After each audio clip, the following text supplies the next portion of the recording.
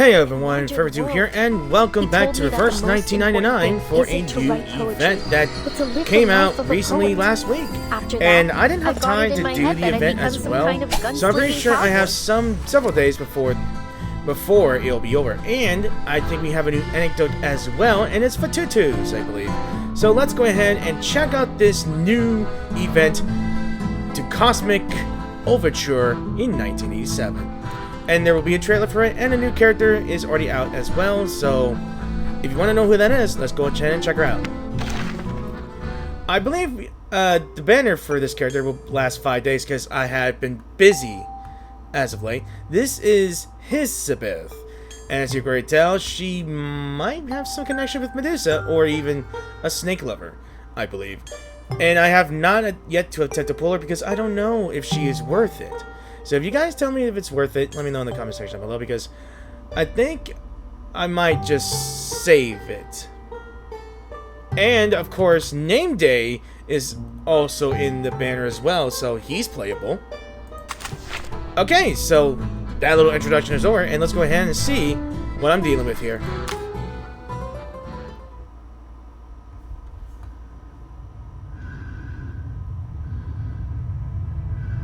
Space. It's so cool. Is it really beyond our reach? Maybe. We can still save this project. All we need to do is send the monitor into space to collect data as the storm arrives. Into space? So you mean you want me to become an astronaut? Are you ever going to tell her the real consequences of the storm? If this works out, then I guarantee you'll arrive home safe and sound. Ooh. You really expect me to sign this application knowing it means you're all going to die? Miss Hissabeth, I know this storm isn't just some regular natural disaster. It's not just an old building or some candy in a store that will be taken away. It's the place I grew up and all the people I love. If we determine the storm will inevitably swallow up the stars, then wouldn't it all be pointless? But if something were to happen, you would be the one to survive. I need you to keep our records.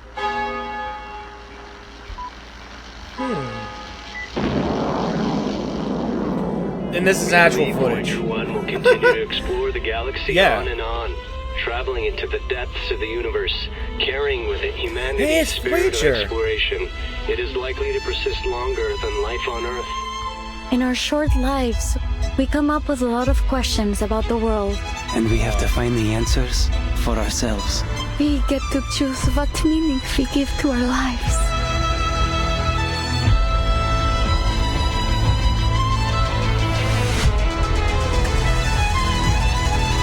How beautiful She has the record. the stars are. Definitely cool. Now, this was anticipated as well, like, oh, we've got 16 days left, so in the final count, the world falls silent. A streak ignites the frozen sky, one instant captured, forever immortalized. So, I believe we caught up on the reason why there's a satellite up there, and how did it capture moments and survive the storm as well. So, let me take a look at everything here. So, we have a friendly match, which is basically what happened in, I think, the U22 games with the puppet things. And Gap Month is probably Hissabeth's story as well. 5 days left as well. And I think I know this one. It's another one. Fatuto's Anecdote, where we can get her unique thing. I forgot what it's called. Another lucid escape, which is basically part of some sort of a thing we always do. So, back to here. Alright, so let's go ahead and see what we got here. Silver delivery. I guess we can buy this stuff here and there again with Hissabeth's unique thing as well as the cassette and a bunch of things as well to put in your wilderness. So, how to find a shelter? Let's go ahead and start this. And I think that's Wind's song, I believe. Huh. Yeah. Also, well, that's cool. I mean, I always think space was cool. It's still cool in my eyes. And it's in the 80s. In here. Yeah.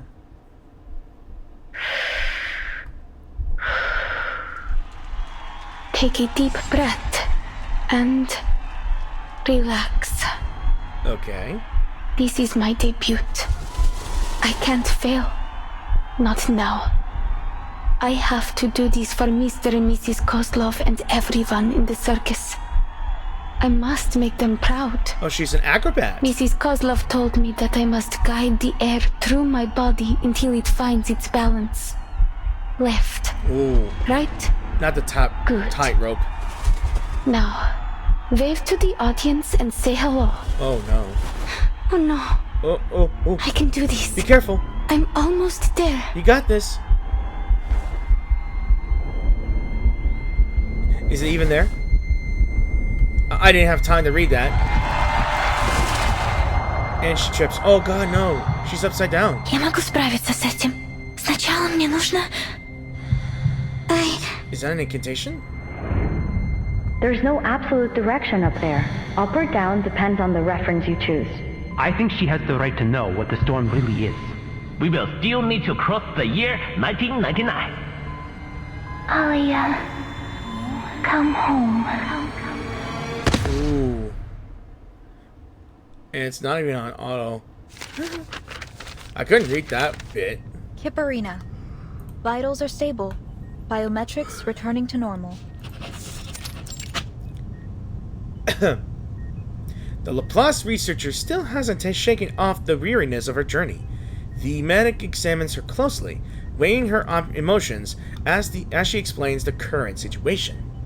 I'd heard you'd already left. Never thought you'd be back so quickly. It's obvious you care about them. So I'm sure you know what to do when they wake up, Miss Pointer. Pointer gives a nod, her eyes fixed, scanning the blinking screens beside the bed. She hasn't suffered any serious trauma. All that Miss Kiperina here needs is rest, but considering her condition, I recommend she stays here a few days longer for observation. Pointer doesn't respond. After a long silence, she speaks. Thank you. What's the status of the others? Miss Hissabeth is fine. She was awake earlier. For a few minutes anyway. She signed a donor card. Ooh. Managed to get all her other siblings to sign it too. Not sure what we'd even do with them. That gentleman and that little salamander guy did the same thing when they woke up. Anyway, it's no cause for concern. I've seen my share of lunatics just like them. The real problem is determining treatment. There are so many details to pay attention to when dealing with these special patients. The dosage, their drug resistance. And I'm not a vet, you know? I had to seek out some professional consultation. No offense, but I'm glad you weren't part of this attempt. Otherwise, I might have had to face all of this by myself. Pointer faces away from the bed and looks the staff member straight in the eye. I may not have approved of their taking on this project, but I'm still on the team. If only the Foundation could devise regulations sufficient to control our staff's recklessness with their own lives. Maybe they should consider controlling access to Picrasma candy. Ugh, forget that. Even I can't help exceeding the recommended dosage sometimes. I'll be reporting to the headquarters of the rehab center next month. I'll let you know their average dosage by then. Anyway, I need to write up a visitor schedule. We have to make sure our patients get enough rest. The second visitor proves just how necessary a proper schedule can be. How's she doing? I just left the other ward and thought I might drop by.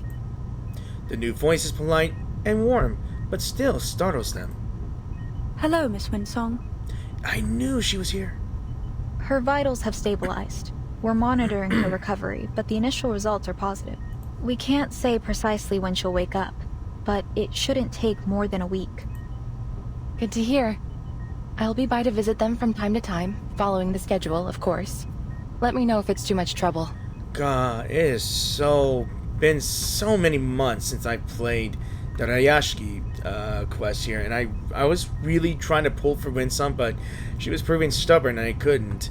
But I didn't regret pulling for Vila. She's a very dependable healer, to be honest. You're welcome to drop by here anytime. The isolation room is soundproof, but do keep it down when you visit the other wards. Of course. I'm just worried about them, you know. Besides, Vila and August have drowned me in letters asking about the project. More importantly, there's a bond between a teacher and her student. I understand. I'll check in on the others. If you need any help, press that button to call me. By the way, Miss Pointer, Godspeed to you and your team. A bunch of lunatics working together to reach space. Pretty damn cool, I'd say. It's an unexpected and unorthodox compliment. The surprise is written all over Pointer's face. Ditto. Are you being serious? Do you think it's possible we could succeed? Listen to yourself. We. Weren't you quitting the team? After a short silence, they decide not to answer the question. Winsong takes the first step, and Pointer follows her into the hallway, pulling the door shut behind them. Your comment on Hissabeth's project. You said it was unrealistic. I don't think you really meant that, but even if you do, why not stay and give them a hand? Their latest ideas for the teleportation disk sound solid to me. This one failure shouldn't be enough to walk away. You've worked with Hissabeth long enough. I'm sure you'd already know if she's pursuing a fool's errand. Pointer chooses silence again, but this time Winsong presses her concern. So, what do you really think? My thoughts are unimportant. All attempts to talk them out of it have failed. And what's worse, the more forcefully I attempt to dissuade them, the more determined they become. All right, so lay it on me. Why are they doomed to fail? I see no reason to expend any energy explaining it. Winsong gestures at the ward behind her. Whatever. I'll just have to make my own judgments on the matter. Hissabeth is an excellent researcher. Sharp and decisive. On those merits alone, she's earned my trust. My analysis points to a dangerous level of uncertainty in this project. The price of failure, even optimistically, could be much worse than a few days in recovery. There could be more permanent injuries. They could even... Her shoulders shrink in, but her voice remains calm. My nature compels me to do whatever I can to reduce the danger to our staff. And I want to keep my friends alive. Aww. What does it matter if we make it into space and discover whether the storm affects the whole universe? Say that we determine this phenomenon only affects Earth. Then what? We can't leave. We don't have the technology to fly off somewhere else. And there's the time of building a space station to try to survive outside of space, outside of Earth. And if instead we determine the storm is indeed universal, and that it will inevitably swallow up the stars, well, then wouldn't it all be pointless? Either way, my calculations are clear. The answer is not worth our lives. That's how you feel. I get it. So why not tell them? I've been attempting to find the right time to say it. The Leyline scholar shrugs. She has the answer she came for. Maybe so. Speaking of things to say, I've got some news, and I thought it was better you hear it from me. Laplace has decided to evacuate the spaceport.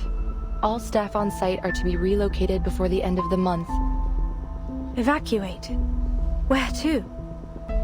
There is critical equipment here that can't be moved in that time frame. Besides, this spaceport was part of our active partnership with the local government. She lifts her head, and Winsong doesn't shy away from her gaze. We're moving to our real branch in Plesetsk, aren't we? The one on the edge of the Arctic Circle that's proven immune to the storm. This is our storm emergency plan. You've got it. Cool. All Laplace employees are to spend a week in the care center after reporting to Plesetsk. The local staff will be put on paid vacation, as is usual. They both know exactly when this paid vacation will come to an end. Hissabeth was also waiting for the right time. And I guess this is it. Sign this for her, will you? Don't worry, it's not a donor card. As a sheet of paper is held out to You're asking her. me to sign this so that my teammates can stay here and die in the storm. Hold on. What's with that print right there? Oh, never mind. I'm not asking. I'm only delivering it to you, but they know what they're doing here. That's why I want to help. I need some time. My analysis won't be objective right now. Sure. Just don't keep your teammates waiting. Our time is short. She places the paper neatly into her pocket, then returns to the glass to watch over the sleeping girl in the hospital bed. A few months ago, none of them could have imagined it would come to this.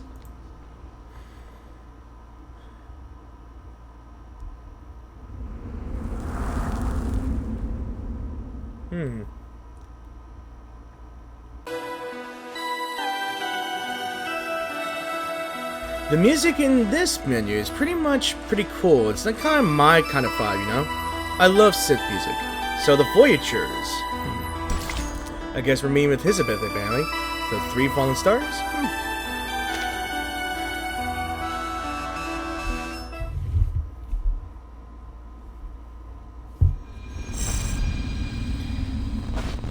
I am a big fan of the 80s, like I mentioned before.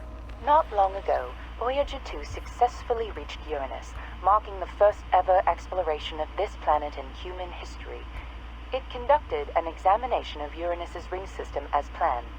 After a temporary orbital adjustment caused by its earlier visit to Titan, Voyager 1 continues its journey towards the edge of the solar system. Their future... Alright. Hang on. The statiki, but steady voice of the news cuts out. We already know where they're going and what they're gonna do. Why are you wasting time on old news? I think I might have mispronounced it. It's like staticky or something like that, you know? As I recall, we've even got a photo from Voyager 1 taken in 1990. It's stored somewhere in the Laplace archives. That's correct. They even have the development reports from Seaton, and the work done on media burst communication tech. But none of the archives mention the whereabouts of the golden records, do they? So there's a chance we'll hear some new clue this time around, like... According to the sudden decrease in Voyager 1's mass, it's been speculated that the golden records were intercepted by an unknown entity. And we might have guessed it could be the name Voyager. Intercepted? You make it sound like it was stolen by aliens or space pirates. A space pirate? I doubt they would have any interest in some ordinary records. I mean, the only pirate we only know and have that's closest to the stars is a sky pirate named Regulus. But as for the stars, I've been wondering about the character Voyager. I liked her in that one. She barely says any words and loves playing the violin. But most importantly, she has this starry texture on her limbs, I believe, when she does go over Insight 3. And it makes me think she might be a being made out of stars. But that's just my guess. That's just my guess. Now why don't you get to the point? What's so urgent that you had to switch off the radio? Oh, I'm making a video. I didn't want the sound drowning out the recording. Should be quiet enough now. Okay. Snake Girl's a VTuber. April 1986, Plessis Cosmic Hissabeth, Laplace researcher. Uh-huh. So why was I mad enough to join this project? Call it a matter of personal interest.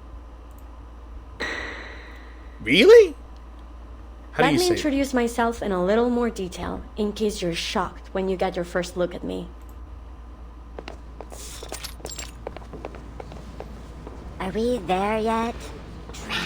This is no way to travel. Let me just slither, please. her snakes can talk. Okay. We don't have a choice. We're stuck with this most unfortunate mode of transportation. Snake 1 and Snake 5. How many snakes does she have? Introducing 2 of the 9 siblings of the Dubois family. Always loudly at odds and proud of it. Oh, so is she like an awakened creature? She was once a snake and now she's like, I don't know, I'm just making guesses. Thanks to the cold weather, the others still brewmating, so they haven't yet tested my patience. Footsteps grow nearer, prompting them to look around for their source. Welcome. Let me walk you to your office. Ugh. Sorry, I don't like that helmet. Your ID card, please. Oh, my apologies. My patience just run out. Wow.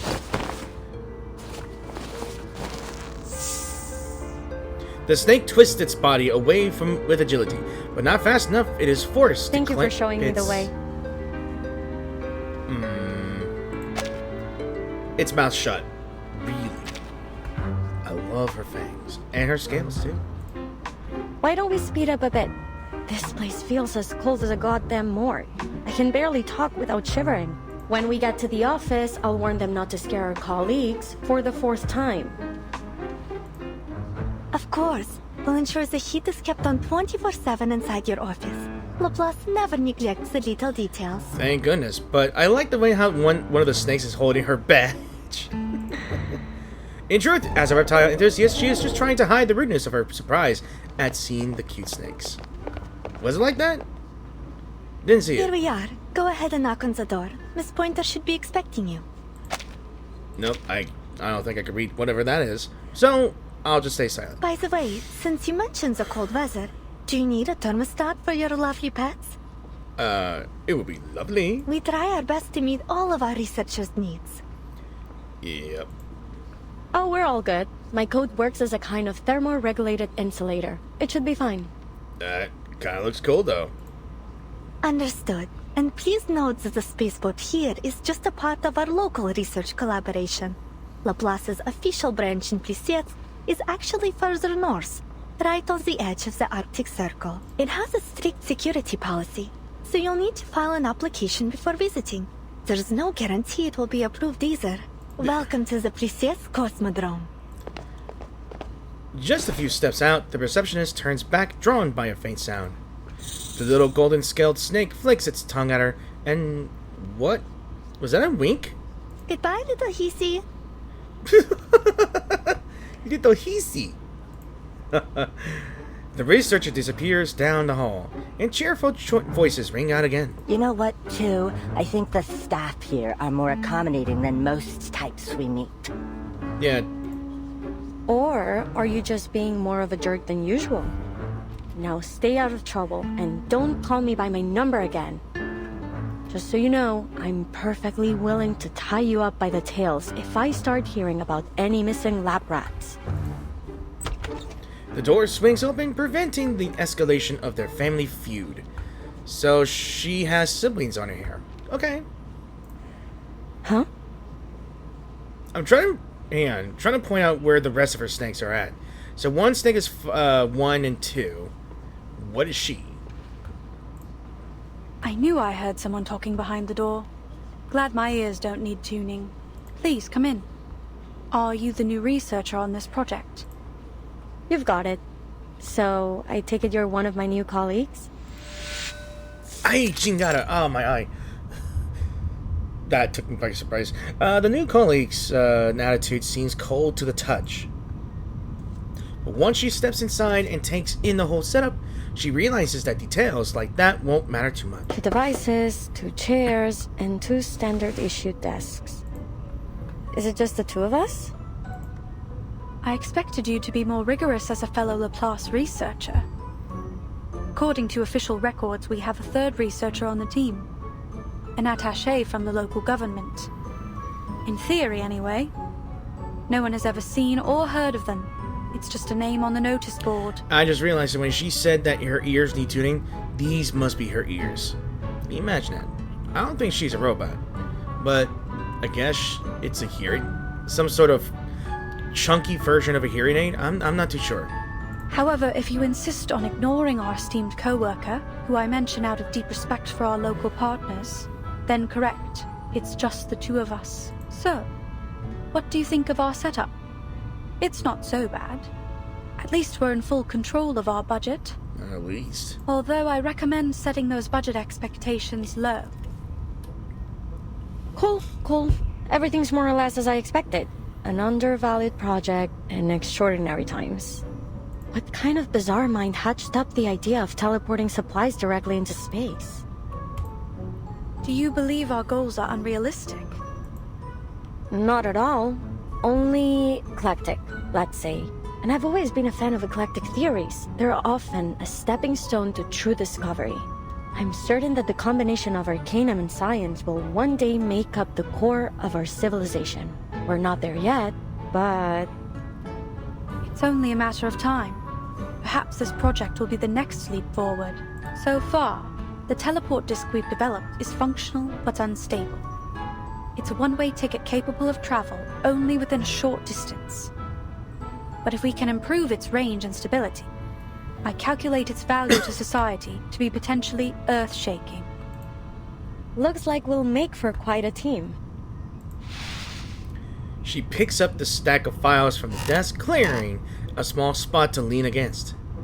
But before that, we'll have to make sure our project isn't shut down before it can begin. Which means we need to cook up something worthwhile to put in our report. To that end, I know you're an expert in aerospace materials. Are there any specific specimens you need? I'll do what I can to source them for you. Oh, but be quick. Our resource applications must be submitted today. The evaluation process and all other little details mean it will take some time to arrive. Let me see. No, I don't have any particular needs for now. How do you feel about fish? Even Pointer's keen and analytical mind struggles to keep up with the rapid topic change. She pauses a full 3 seconds before answering. They're fine. As are those pets you've got dangling in your hair. Ooh, don't call them pets, girl. Cool. Looks like I've come to exactly the right place. No nosy layabouts around to moan about my hobbies. Speaking of those pets, they're not really pets. I remember mentioning them in my profile. You didn't read it, Whatever, so long as they can hold their own. Then you threw the file into the trash, am I right? It wasn't quite so dramatic, but yes. I briefly scanned it for your field of expertise and experience. Nothing else mattered to me. Still, you should get to know your new colleagues. I'm a Melusine. We have snakes for hair. So they're not pets. They're my siblings. A Melusine. Okay, so... now there's a new word for it in another game, I guess. But snakes for hair? No wonder it's called siblings. She called them siblings. They're literally a part of her body. Hair. Like a Medusa, okay? But not a Medusa. She's a Melusine. Technically, you've got yourself a grand total of 9 new co-workers. 9? Please. Where? Where are these 9? Somewhere in the back? Hopefully not somewhere... okay, I just went there. That is certainly new information. Yeah. It's unfortunate that Laplace doesn't pay out their sharpodontes by head. Maybe I can convince them to go in for every 2 heads? I wouldn't predict your chances to be high, but a larger food allowance seems appropriate, given your additional mouths to feed. Mind requesting me a corner office? I need a lot of space for my fish tank. Pets and plants help me cool off. Whatever you want. Let's just finish the report as soon as possible. Then, we can apply for additional office space. 1 room for each of us. Deal? Deal. Agreement reached. Pointer lifts her right hand. A snake stretches forward to gently tap her palm with its head. Nice working with you. She'd be vlogging this, isn't she?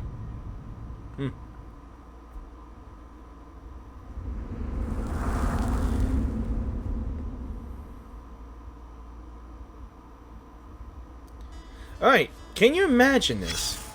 Having siblings as hairs, or at least snakes as hairs, and you call them siblings. Alright, so what we got here? Public radio usage log.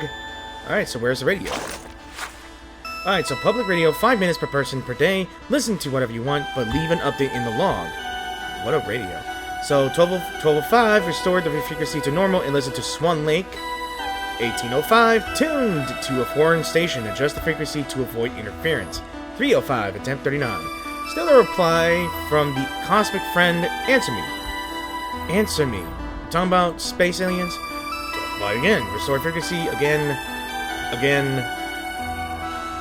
Attempt 42, observed an unusual aura. Aurora must be Cosmic Friend. She's responding. Let's see. Again, normal, listen to Swan Lake. Wishful thinking aside, remember to reset the settings. Again, 73. Turns migration route is different from last year. Is she affecting the magnetic field? Let's see. 1208. Plessist is not going to buy a second radio. Break it again and we'll bury you in the snow. Jesus Christ. And I know the music is a little loud for me, according to me. So again, forest station 106 to temp 106. Magnetic anomaly has reached the edge of the polar circle. I so want to meet her. 12. Off to intercept a cosmic idealist in Murney. Break his bones and reclaim the radio. 1800. I hope his imaginary cosmic friend is real. As if. I wonder what that is. Alright. Let's see. Carries the weight of each individual, breezes towering walls and endeavor. The meaning of meaning.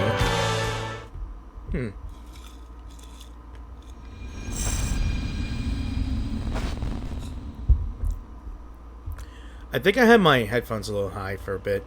So May 1987. Everything from there on went smoothly and according to schedule. It was a genuine pleasure working with Pointer. Well, those first days at least. Okay. Complications aside. Hissabeth, did you go to that ley lines lecture yesterday? I couldn't make it. I've been reviewing this data for the last 10 hours. The model is a mess. Something's off. I can't isolate the issue. It could be the system compiler, or the incantation.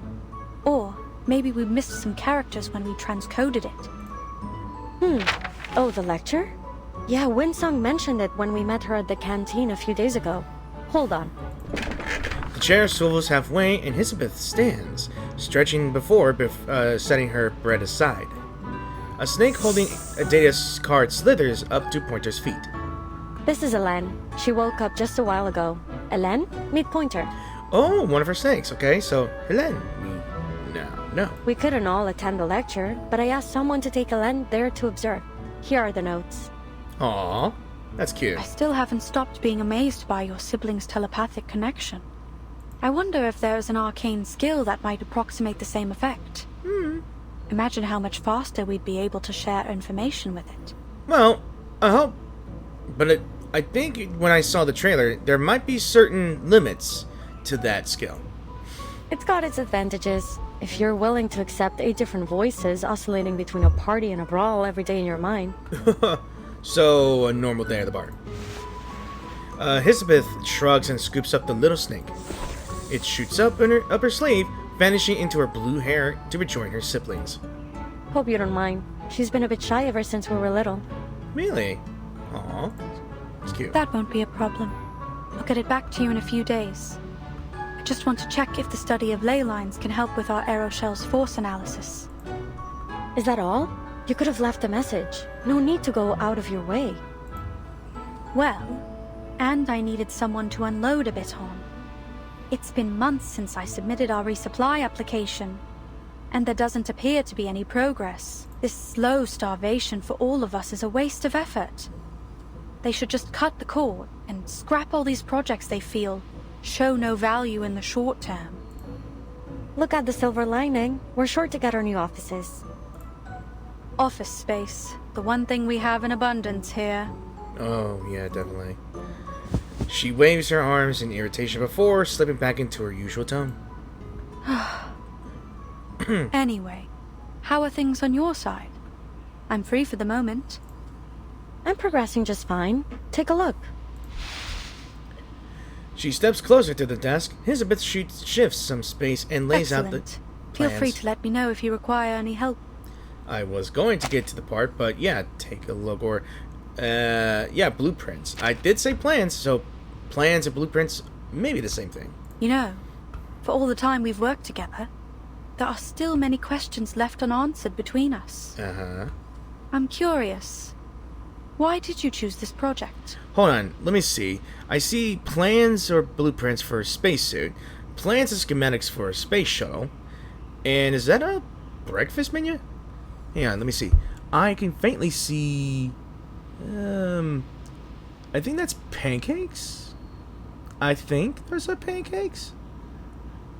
I wasn't sure if that's waffles or a slice of ham on top of an egg, or is that cheese? I'm not sure.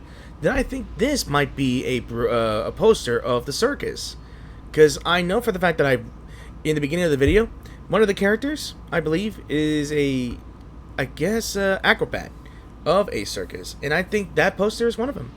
Not sure what... That must be the teleportation disc, I think. So the tenor of their conversation has changed since their first meeting. This isn't a test, it's genuine concern. Time has built enough trust built between them to ask. There are many other teams pursuing the combination of arcanum and science.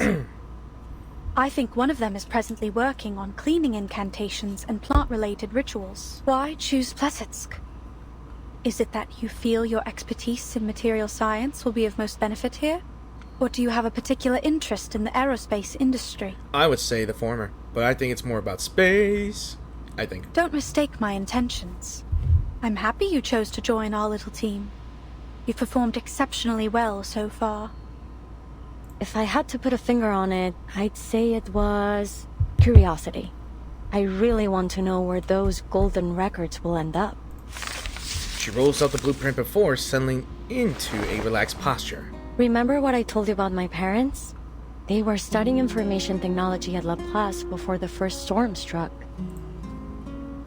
Hissabeth's mind has always jumped around, but now Pointer can keep up.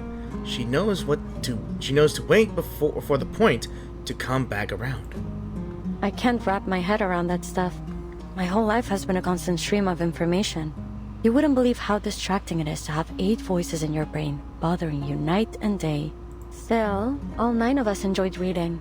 Whenever we found a particularly compelling article, we'd divide it up and each focus on a different part. We'd always have a huge brainstorm after we finished. It was a lot of fun, actually. I miss those times. I still remember the day that meteor fell to Earth. Meteor? Huh. Is it a meteor shower? Nos derniers rapports indiquent que Voyager 1 a officiellement parcouru la plus grande distance dans notre système solaire, plus que tout autre sonde fabriquée par l'homme. Small Hissabeth. It's little Hissy. Dépasse en Pionnier 10 une distance d'environ 69 419 unités astronomiques. I don't remember where I was or what I was doing, but I remember the broadcast was talking about Voyager 1. And that all 9 of us were staring at the twinkling dot on the screen. That's gotta be the shooting star, huh? Yeah, look at her. Look at those eyes. Si la Lune se trouve à près de 400 000 km de nous, à quel point ce petit caillou était-il plus éloigné de la Terre lorsqu'il a commencé son voyage? I'm trying to figure out what language is that. I'm not sure if it's French or a combination. I don't know. Incroyable. No, it is definitely French. But it's not. Unbelievable? We never knew the stars above our heads could actually fall into our world. What was happening up there? For all our brainstorms, we never reached a solid conclusion. What the hell? That's pretty. Where will Voyager 1 go? Who, if anyone, will find its golden records? When will the stars stop shining? Are there researchers out there just like us living on another planet, looking for the same answers? One little meteor brought us so many questions, and we could never leave a stone unturned. I see.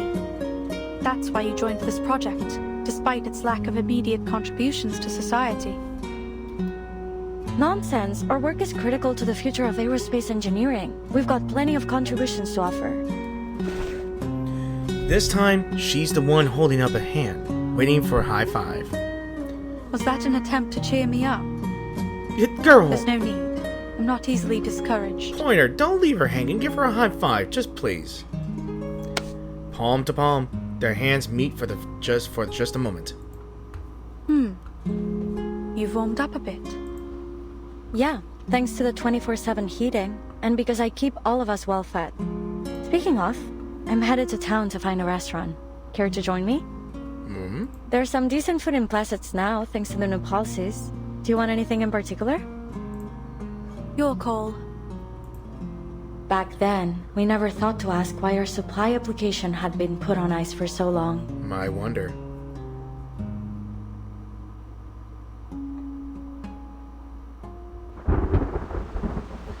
It's the storm. May of 1987. They're terminating the project? Oh. The noise startles the snakes. One by one, they poke their heads out to join the shock. Too bad the moment's already passed. Pointer doesn't even have time to snap a picture. I understand, ma'am, but you should know that our top priority after each storm is to restore the Foundation and the LSCC to full function as soon as possible. With our current shortages of resources and manpower, that means cutting all non-essential projects. Non-essential? Then what is it that counts as essential? Who decided on our priority? Before the snakes can hiss again in protest, Pointer reaches out and grabs Hissabeth. Calm down, Hissabeth. I understand that Mr. Ludwig did his best to keep as many projects running in Plassets as he could. We couldn't have stayed here this long if it weren't for him, but he's only a branch leader. He doesn't get to make the top-level decisions. They act as if all of their essential and valuable consumer technology just popped up out of nowhere. To think that aerospace engineering has less to contribute than their other projects? Mad! They wouldn't even have vegetable packets in their instant noodles without us. I'm sorry, but our decision is final. Please allow me to finish. As you can imagine, I have several other meetings lined up after this. Sure. Please continue. Madame Lucy has expressed that she is not in favor of this decision. To that end, she asked me to deliver a lifeline for your work here. As you know, our knowledge about the storm remains extremely limited. Madame Lucy believes we could better manage our circumstances if we could observe it in greater detail, particularly its extent. She's seeking volunteers from Plesetsk for a project, one that aims to send a monitor into space in order to collect data as the storm arrives. Oh, so we finally going to space, eh? The two of them. Two completely different reactions. What about the other projects? Where will the researchers be assigned if their projects have all been terminated? Pointer shoots her another look, trying to signal her, but Hissabeth either doesn't notice or doesn't care. Most will be reassigned to other teams. I'm afraid there isn't much manpower to spare on our work here. That's the deal. If you want to stay on this project, then this mission must become your full focus. On the bright side, you'll have full access to all the resources left in Plesetsk. He makes a quick glance down the hallway to check no one else is around, then steps closer and lowers his voice. I believe you two to be the most talented researchers in Plesetsk, and I know you want to achieve something with your work here. Still, I think I should caution you against accepting this task. Sure, if you pull this off, you'd become a legend throughout our organization. But there's only so much value in fame and admiration. Yeah, it's all about results.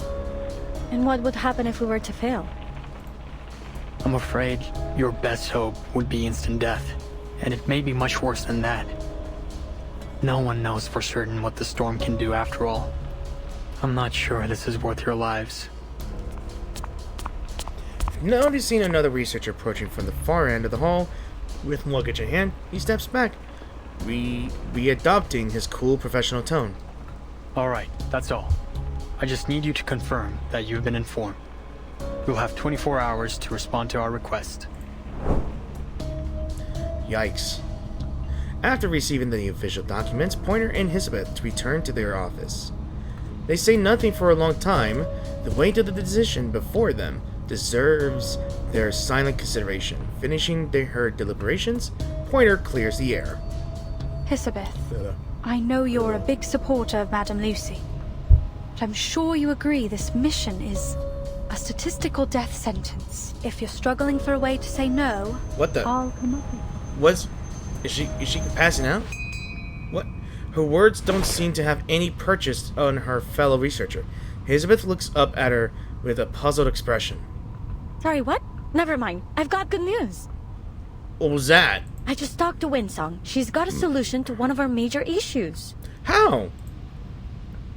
Wait, did she lend Winsong one of her snakes? One of her siblings? Hissabeth waves a hand as she answers, continuing her work. Wait. Don't tell me you want to volunteer. Yep. Why shouldn't we? This is a once-in-a-lifetime opportunity. But have you even considered the risk we'd be taking?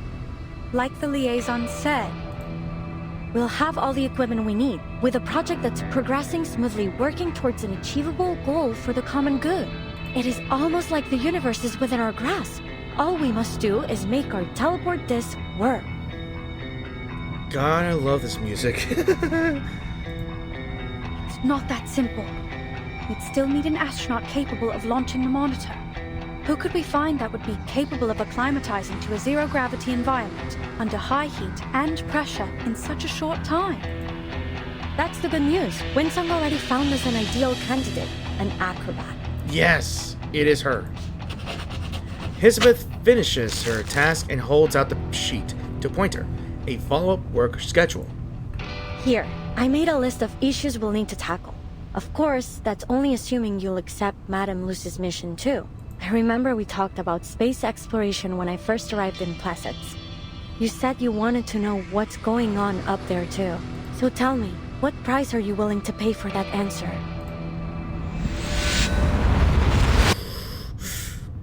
Another tough question, with a very tough answer. Breathe. Let the air find its balance within. Remember what Mr. Kozlov said. You must never be afraid of falling. I just have to imagine myself floating in space. That's right. I will not fall from the fire again. The circus barker's introduction booms above the blinding lights, followed by a wave of cheers and applause. Ladies and gentlemen, introducing our fabulous wild dancer, the youngest acrobat of the Utrenia Circus, Kiperina. Yep, you took the words right out of my mouth.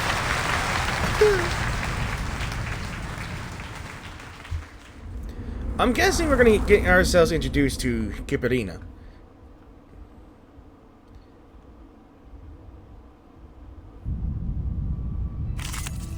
Huh? Oh! Now we're fighting! Now we're fighting! I usually act alone, but I'll try to get along. Alright, we'll go with this team then. Is this a new group? Oh, I love this type of music, and what the hell are those? Calm down and relax. It's just a simple performance, no different from all the ones that came before. I want to know what the hell you guys are. Premonition of falling... Death fantasy? Premonition of... Okay, so these are premonition of falling, and that's just a death fantasy. Okay. A little too much? Guys, the trail's still warm. I'll be right here. Don't waste my time.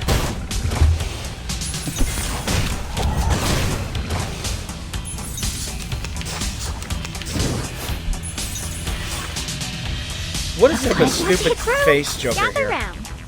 I will be watching you. I do have my strong girls here guys. Good. Everything has gone according to plan. Although we come from different lands. Okay, so we're on to beautiful new things. And it looks like we're at the circus. And Kiperina is outside talking with either Mr. Kovalov? I don't know. So let's check it out.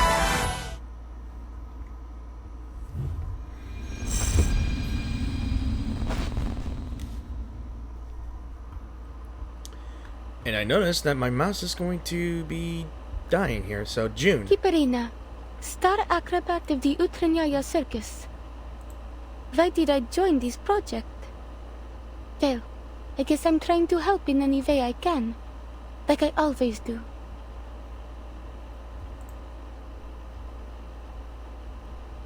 There's that bright The star. circus is a lot like outer space. How? It is a performance that exists within an almost weightless world of imagination.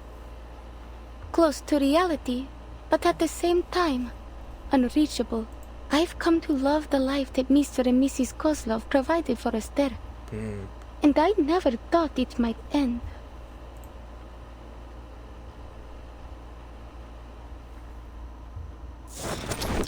Alright, so we're probably going to be learning more about Here I am, Ringmaster. How can I help you? Okay, so before I actually messed up on saying that, I believe we're going to be learning a little bit more about Kiperina. Maybe. Mr. Kozlov brushes a little ash off his seat, but when he hears Kiperina's voice, he bolts up immediately. Oh, Alia, no need to be so formal outside of work. Anyways, how is it you're feeling today? I don't want you to be overwhelmed. Take time for a little rest. Old Kozlov can manage things from here. Please, it was just a thoughtless accident, and I won't let it happen again, I promise.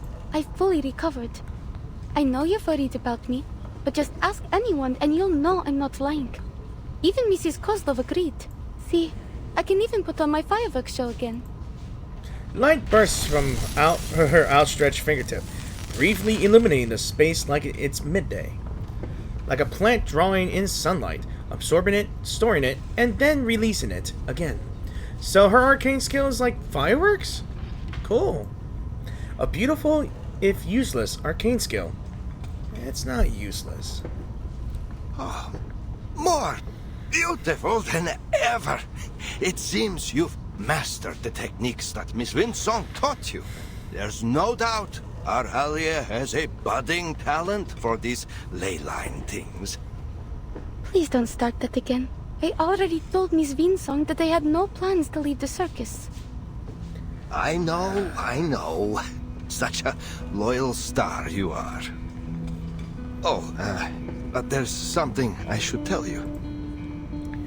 He clears his throat, trying to smooth over the sudden topic shift.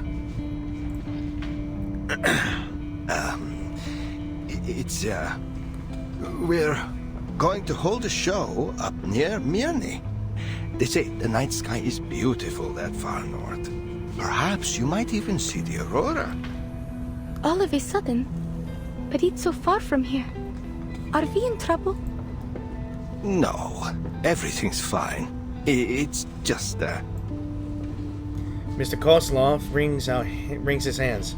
Subtlety is not his strong suit. Actually, Alia, Miss Winsong called me.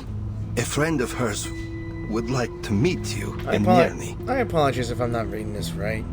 It seems that today is one of those things where my allergies is catching up to me. It very hit me hard here. So, I'm guessing sinus headaches is just ridiculous. It just catches up to you no matter what. Even if I take medicine, it's still going to be a headache. It just cuts my concentration for no reason. They work for an organization called Laplace.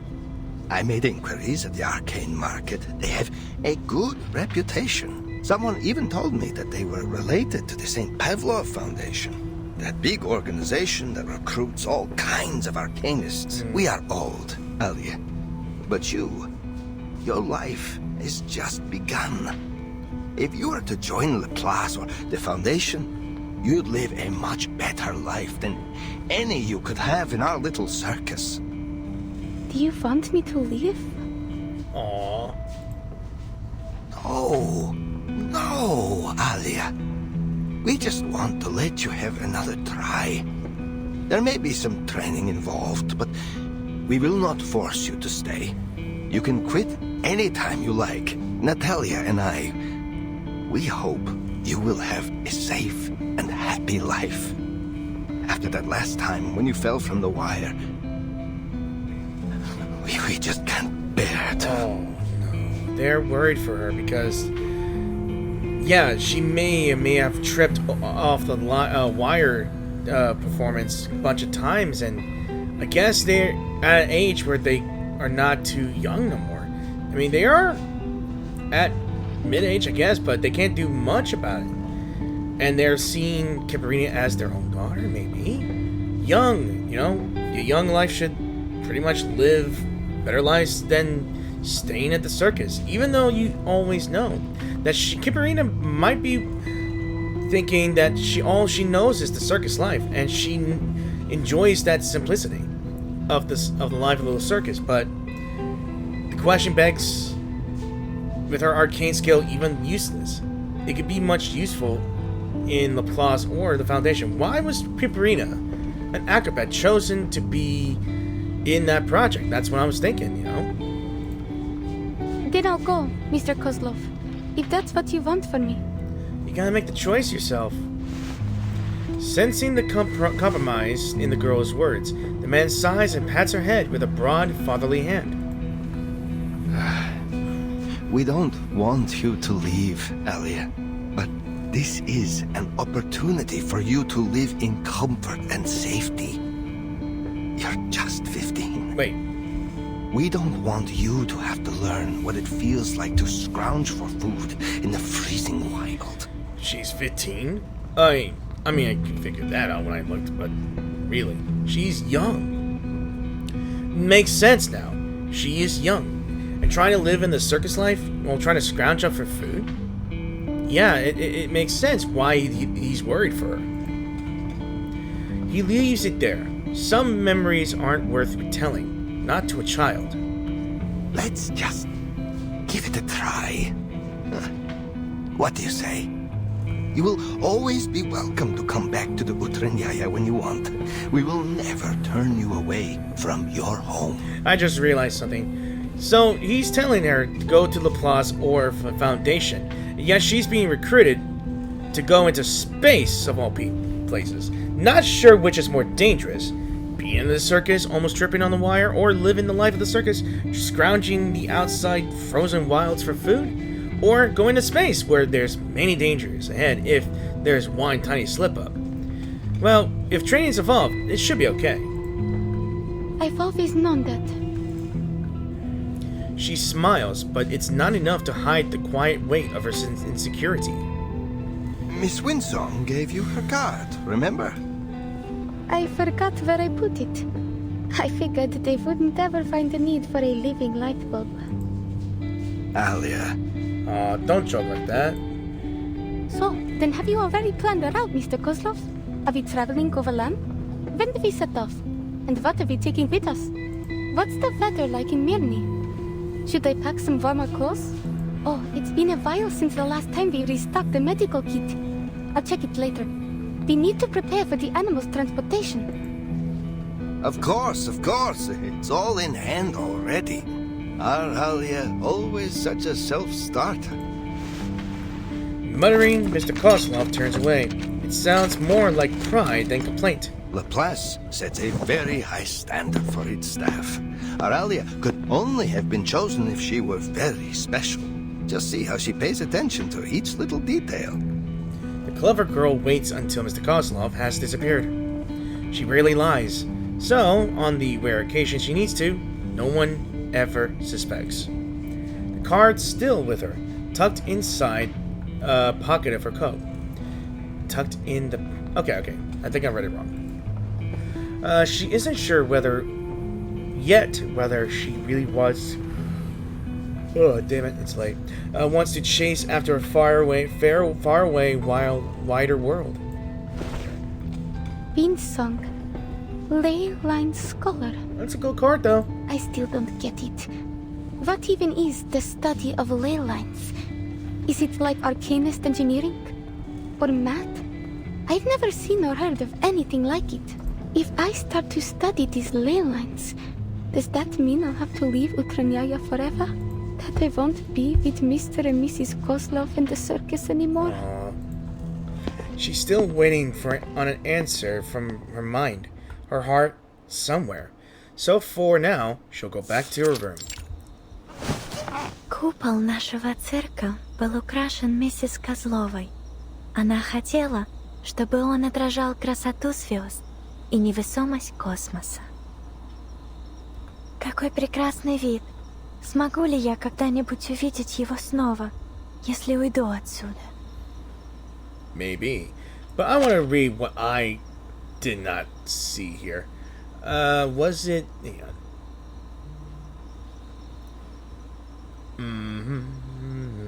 Somewhere for now. I did say go back to her room and sleep in it. That's fine. Мне стоит встретиться с этими людьми из Лапласа. Если я это сделаю, как хочет моя семья, тогда мы все сможем жить лучше. Верно? She lets her eyes close, picturing tiny specks of light emerging from the velvet darkness behind her lids. Одна звезда, две звезды, большая медведица. Это большая медведица и малая.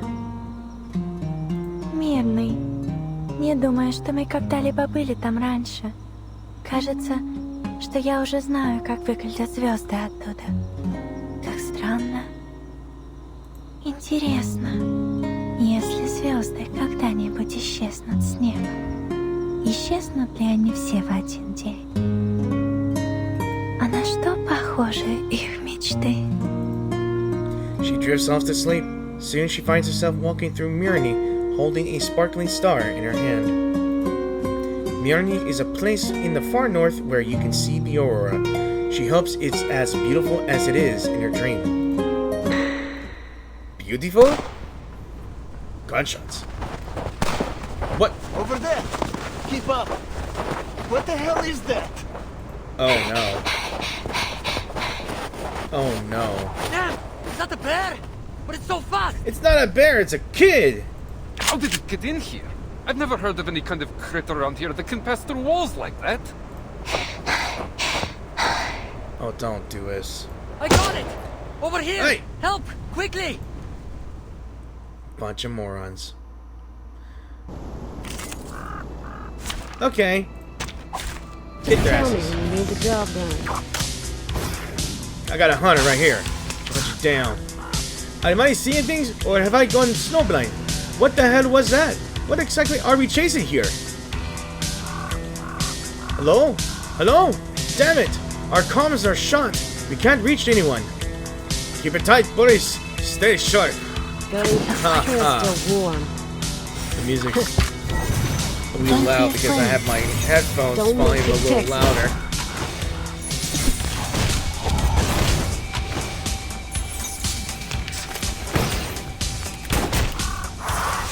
How dare. Don't worry. It's been proven safe. Don't waste my time. Don't act surprised. It's just another day on the job. Look how cool she is with her new skin based on this event here. Like a circus sharpshooter, yeah? But I wonder what the sound of her pursuers fades into the distance, and I know they didn't. What the hell the soldiers were thinking to shooting a kid? Maybe they didn't know, or is it too dark? Not sure. She must escape the darkness around her and move toward light.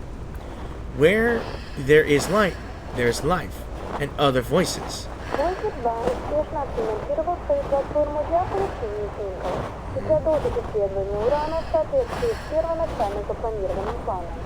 Войлер 1 продолжает свое путешествие в край Солнечной системы и за ее пределы. Согласно нашим прогнозам, он пройдет мимо Проксима Центавра примерно через 7 минут. Wait! A hand slips out from her under the blanket, fumbling around until it finally finds the radio switch. Wait, was that part of her past, man? Why would she have that dream? Ooh. Okay. The same strange dream again. It's gotten more and more detailed since we arrived in Myrni. You think she might get visions here? I need something to distract myself. Miss Vinsong and Mr. Kozlov made an appointment to meet next week. Until then, I should continue to prepare for a show. Utranyaya is making its debut in Myrni tonight. It's a new beginning. She peeks her head out just a little, peering past the tent flap. Across there from their circus tent stands a small restaurant, and the distant sounds of conversation put her at ease. The streets of Mirny echo with the steady rhythm of patrolling boots. She hasn't seen the aurora yet, but even so, the novelty of it all makes her heart race. I just need to cheer up and do my best. I guess it's also my debut in Mirny. And first impressions are everything. Maybe Mr. and Mrs. Kozlov will change their minds if I can win over the audience. She steps out of the tent, ready for her first performance in Mirny.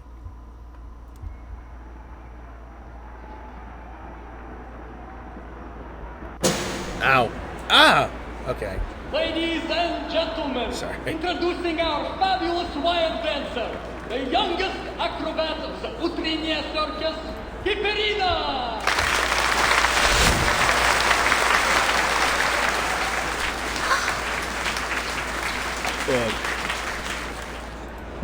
Right here. Heading toward the light, she sees many creatures making noise. The sounds seem to rise above her head. To see more clearly, she pushes through the crowd and looks up. Cheers and shouts, applause and heartbeats. They circle the figure above like planetary rings. Points of light burst around the figure's silhouette. A few of them feel familiar. These particles were born from the nebula of her home. She looks around, smiling in the middle of the noise. Earth is such a lively and beautiful place. Yes, it's beautiful. Wait. I'm gonna take a gander and figure that this is Voyager speaking here. Breathe deep, leap onto the wire, twist, rise a hand, and salute. The audience erupts into applause, a perfect score for her routine, and I did not get to read all of it. Will they let me stay if I keep giving perfect performances like this? Maybe, or maybe not. So, yeah. The depths buried her inner chest begin to stir. On the wire, Kiperina looks back, only to realize there is no one ahead of her nor behind. Should I move forward or back? I say balance it out. Instinctively, she clenches her fist and follows the cheers with her eyes. From these heights, it's hard to recognize anyone. There are no friendly faces, no family. She's alone on the wire. And that's how it's supposed to be. Wait, who's this? Just like her dream, a flickering star points the way forward. Don't stand still too long. They all want you to move on. They all want to see how far you'll go. She steadies herself to make another step. Take another step. Move forward.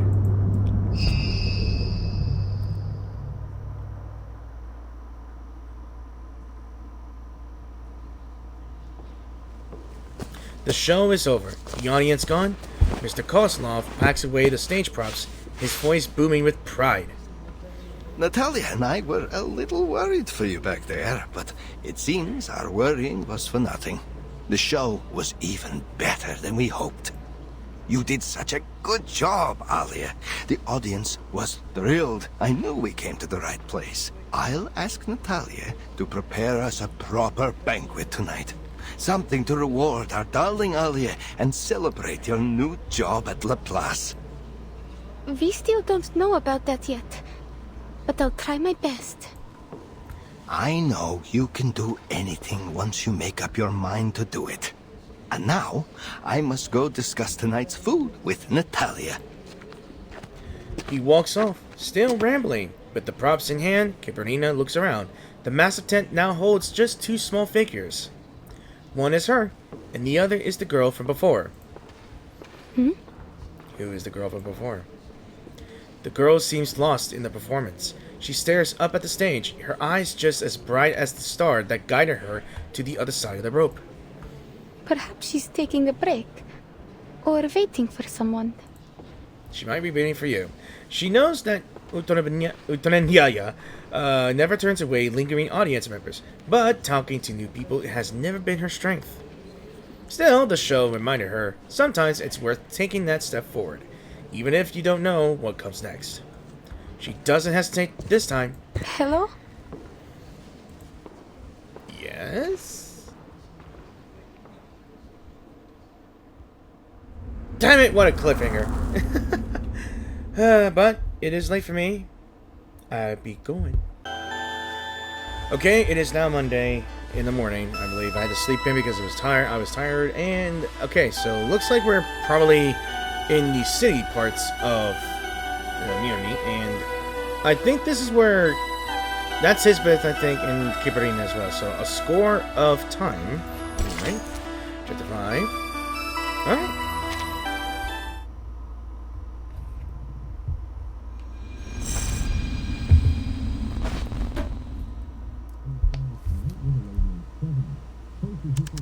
Мы верим, что Voyager 1 будет продолжать исследовать галактику дальше и дальше. Путешествие в глубины Вселенной, несущие с собой стремление человечества к исследованиям, вероятно, продлится дольше, чем жизнь на Земле.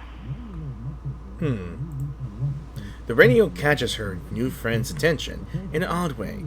She's spent the past few days fascinated with the bottle of whatever. Musical box. What will the weather be like tomorrow? I didn't even... Maybe we can take a longer walk if it's sunny. I didn't get to read that fast. I'm not that good at reading it fast. Until another voice cuts through the broadcast. You've already seen it. I don't need to read that to you. You haven't seen the diamond mine here in Mirny, have you? The girl shakes her head, sets the radio aside, and waits for Kiperina to speak. Kiperina kneels down. Now they're eye to eye. Is anything coming back to you? I asked some people around about you. Wait. But no one had any clue. Wait. So is this not Hissabeth? Oh wait, Hissabeth doesn't come to Mirny until... Don't worry. Most of us in the circus were adopted by Mr. Kozlov, so he won't mind if you stay with us. He always gives a hand to those in need. I only just realized that the little figures on that little menu there, it is Kiperina, but I don't think Hissabeth has pigtails. The only one I knew has pigtails. I think I figured it out. And I'm going to meet an extraordinary lady tomorrow. She knows a lot. Maybe she will know who you are. Kiperina is used to this kind of blank stare. She's seen it on the faces of children that were lost while they were at the circus. How Miss Kozlov had comforted them and kept them entertained until the smiles returned to the faces. She stands up, steps back, and reaches her hand toward the girl. Hey, look at this.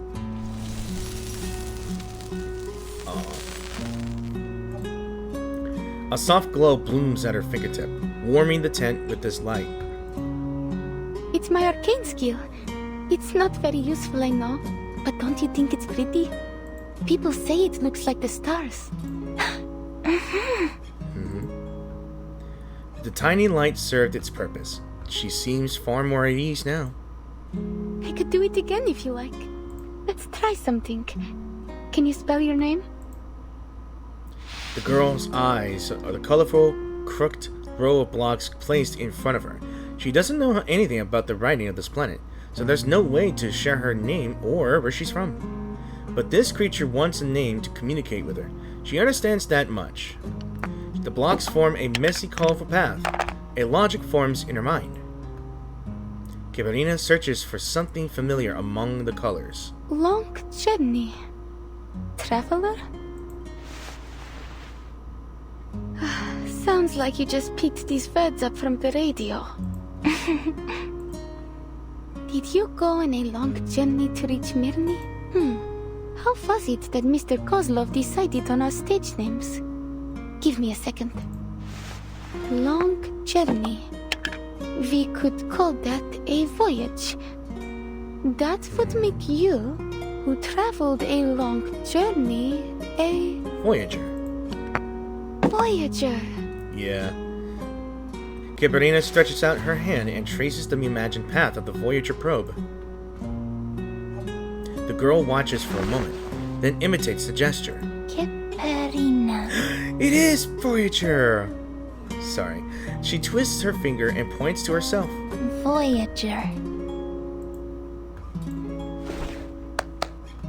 Aww. Now that you have a stage name, you are now an official member of the Utranaya Circus. She is adorable. Voyager spins herself toward the tent's entrance. A moment later, footsteps and a familiar friendly face arrive together. Alia, where's that girl? The one who was staring at the animals before? I brought a bunny around for her. Oh, we found Natalia. Okay. I suppose I'll be looking after her now. Because you're meeting those Laplace people tomorrow, right? You need a rest, Alia. Now, do as Mama Kozlov says. Go have a nice meal at the restaurant in town and then straight to bed early. Mrs. Kozlov, I don't need to. Hush, just go. I didn't cook anything for you tonight. We've already paid the restaurant. Voyager's head twists, unsure of where to look between the door and her new friend, but in the end she chooses the fuzzy rabbit. The tent falls silent again, quiet again, leaving Kiperina alone, looking helpless. I'm not just a little kid that you need to take care of. Fine, I'll go. And after that, I will train for another hour. Yes, that's for the best. Oh, damn, the lights go. That's all. Thanks. I like that transition, but it's blinding. She closes the menu and slides it across the counter.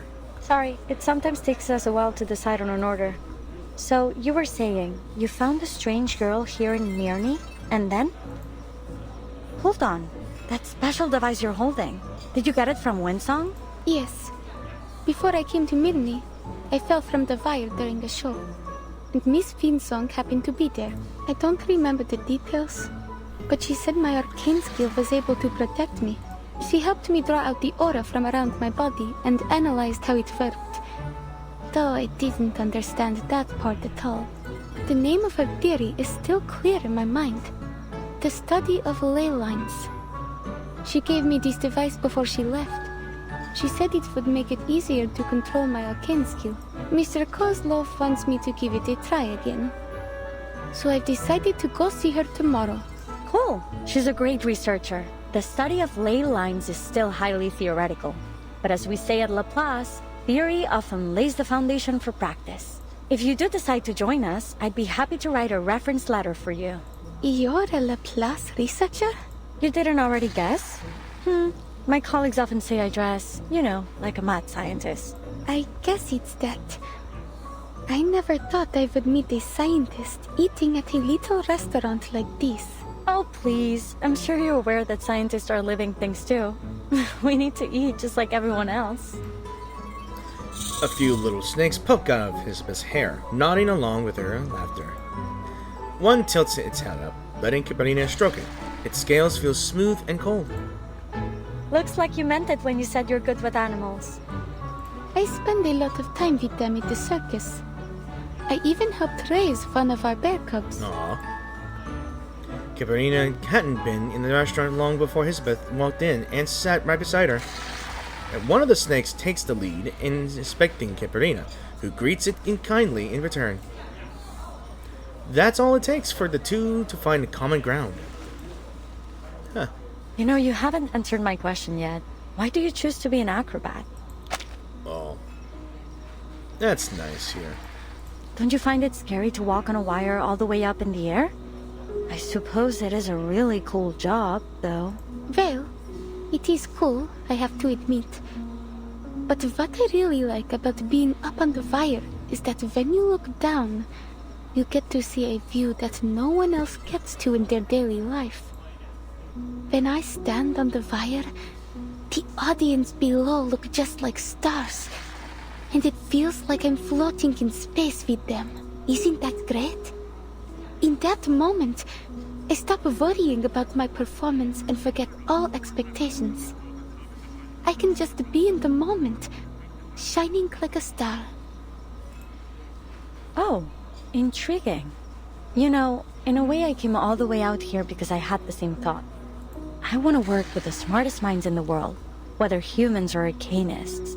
They're also like the stars in a lot of ways, each one bound to go down in history. And I'm trying to find out what really exists beyond the limits of the sky. Do all your siblings share the same feeling? They're such neat little snakes. Oh, it looks like they have fallen asleep. We've always been on the same page when it comes to these things. Hissabeth turns her head. Kiperina notices her pupils narrowing to a slit. Your arcane skill is exactly as I expected. It captures photons from the aurora and stores them as latent energy. Then when it's deployed, it appears to form a kind of prismatic plasma barrier. What? Oh, she knows it. I'll explain next time. It's complicated. It could take hours to get it into your head. Still, it is most obvious to me that you're exactly the person we want for this opportunity. What do you say? Will you give it a try? Huh? An opportunity to reach the stars. Yeah, technically, yeah. You mean you're the colleague Miss Vinsong mentioned? The one who invited me to Minnie. I should have known. Was this a test? I thought you were a friend I could talk to. A friend? Superb. That's the best compliment I've received in months. Relax, this wasn't a test at all. We just happened to share the same taste in food. But I do hope you'll consider our offer seriously, in the spirit of the good time we had together. Are you serious though? You really mean you want me to become an astronaut? The invitation seems too far-fetched. Even in her wildest dreams, she could never have imagined it. Exactly. But Hissabeth's response carries a rare weight, different from her unusual casual tone. Don't rush to a decision. We can wait till tomorrow. In fact, the materials I've been expecting should arrive tomorrow as well. Maybe the delivery guy will bring you a small gift along the way. You don't have to. Sorry, I didn't prepare any gifts. Don't be silly. It's just a friendly gesture. I believe you come from the same region, so I'll bet you two will get along quite famously. And he has an interesting nickname too. It was, oh, right. Name day. Of course.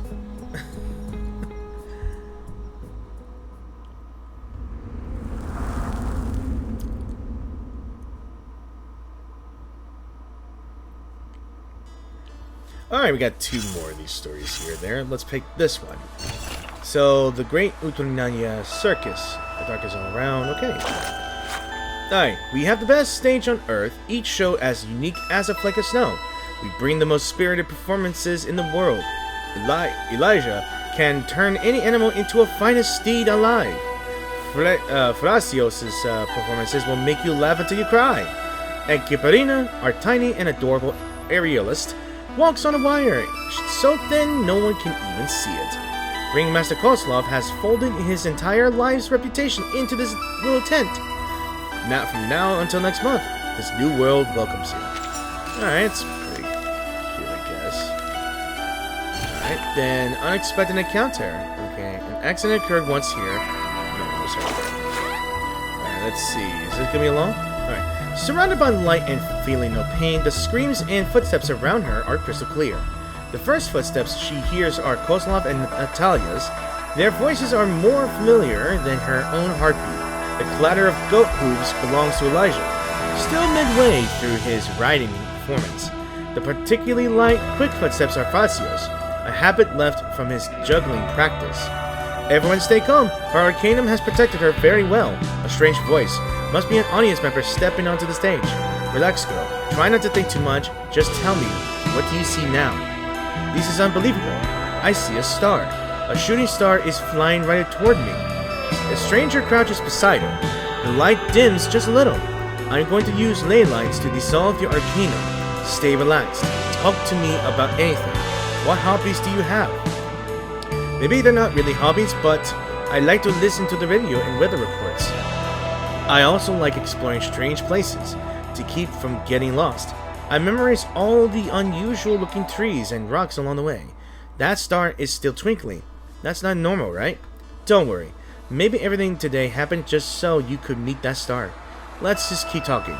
Would you like to study ley lines with me? You have a real talent, I'm sure of it. That must be the moment when she met Winsong. Yeah. Alright, so what's worse than the journey? Who knows?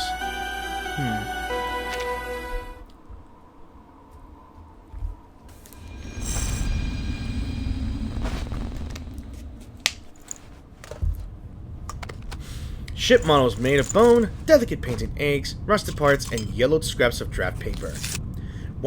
Old pieces hastily thrown together somehow to form an unexpected harmony. Ooh. Number 136 from near the Colima Mountains. Tells the tale of the Polar Star icebreaker. The crew suffered some kind of mass hysteria. The same thing happened later in the Kola Peninsula. He labels the notebook, writes down its number, and stores it away. Our destination is close to the Arctic Circle. With any luck, we should get a great view of the aurora. June 1887, the Far East branch of the St. Pavlov Foundation. Name day. Investigator for St. Pavlov Foundation, currently serving for Far East branch. Why did I join this project? Well, it is a job, and I like to do as I am told. Okay.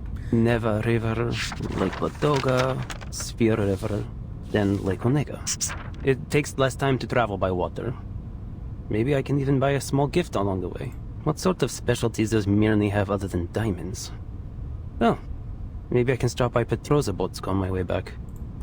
He examines the map, plotting out a workable route. Looks like I'll have to walk the rest of the way after landing. Oh, Plesesk, a place of boundless snow and not much else. Fortunately, endless white fields of snow are something with which he has a wealth of experience. So you traveled through blizzards before, okay. Or just snow. Trying to reach the stars in order to monitor the storm from space, huh? Sounds like a good gig, even if it does mean being stationed at the northernmost frozen tip of the world. Maybe it will go nowhere, but what would it be without a little pioneering spirit? In legends, a meteor may signal incoming disasters or foreshadow good fortune. Like the eternal soul, it all depends on what the viewer chooses to believe. Eternal. Let's put these pop-ups. Ленинград находится как раз по другую сторону этого снежного поля. Oh, there's a little name day here. Huh. How peculiar. Я позволю этому метеориту указать мне путь. Whoa. That's cool setting right here. In the end, he made it to Leningrad. He knows how to travel. The Foundation never gives me a break, which I guess makes me equal parts lucky and unlucky. Mr. Nameday? Yep. Hold on. As the door opens, a bundle of energetic fluff appears, orbiting at his teacher's feet as expected. I heard you were leaving for the north on a new mission. Oh. Is that true? Hey, Villanovgust, how are y'all? Just for an errand. The Far East branch is short on staff right now, so I'm going all on my own. Miss Winsong should be on a field trip there. Is there anything you'd like me to give her? Where is it? Is it north of Ryashki? Could I come visit there with Vila? Children speak more directly, but the mention of a familiar place brings a few seconds of silence. Yeah, it's after the Ryashki got stormed up, apparently. Jesus. Well, so long as you finish all your classes and get good grades, I'm certain you'll be able to go anywhere with Miss Vila. As long as it is safe. But things could change. I can't promise anything. Except maybe a little souvenir when I get back. Now, August, do you have anything you want me to give Miss Winsong? Yes, and Vila does too. I've written lots and lots of things. Comrade Winsong can read them when no one is there to tell her a bedtime story. And this, from my tallest and most spirited sunflower guards. Sunflower seeds. He fumbles through his coat pocket and pulls out his most prized possession. You must not water them too much, and they should be placed somewhere under the sun. Which is where? Vila passes an envelope over, placing it next to the seeds. I'd like this to be delivered to Miss Winsong. She said in the last letter that she had started to teach again, and it was more difficult than she remembered. I wrote a little bit about my own experience teaching. Hope it helps. And please, talk to her if you have any ideas. You're so good with kids. Nina, Piotr, and Pasono ask about you all the time. Always wondering when you'll visit again. I didn't ask. I know how busy you are, Mr. Raccoon. And so is Vila. Every day she's either painting something or talking to the white clothes. I love it when this kid just gives anyone random nicknames. Funny enough, he named Mr. Name Day Raccoon because of his hairstyle. With any luck, I'll be free for a while after this mission. Maybe. I'll come back and do some magic for you kids. What do you say? It's wholesome. He crouches and hooks his finger around the leaf of the wobbling sunflower. Deal? A good comrade must always keep his word. The fuzzy hat bobs up and down twice, an earnest and sincere nod. The conversation shifts back to the two adults. Sounds like you've been doing well recently. The Foundation's textbook is an easy read, but I really hadn't expected just how effortlessly you'd be able to make your lesson plans. Lesson plans are nothing compared to field missions. Just keep this in mind during your errand. Your safety is our first priority here. Of course. But the good news is I'm quite familiar with this era. Though in this era, the city hasn't yet reverted to its old name, St. Petersburg. Oh. Okay. Talk like this always seems to circle back to that little town swallowed in the snow. Damn it, I got hiccups this morning. But now it's not the time for that. Anyway, I'll make sure Miss Winsong receives August seeds and your letter. Thanks a lot. I don't want to make our goodbyes here too long-winded. Just take care. Especially since you're going to be all on your own. Well, I won't exactly be all on my own. How so?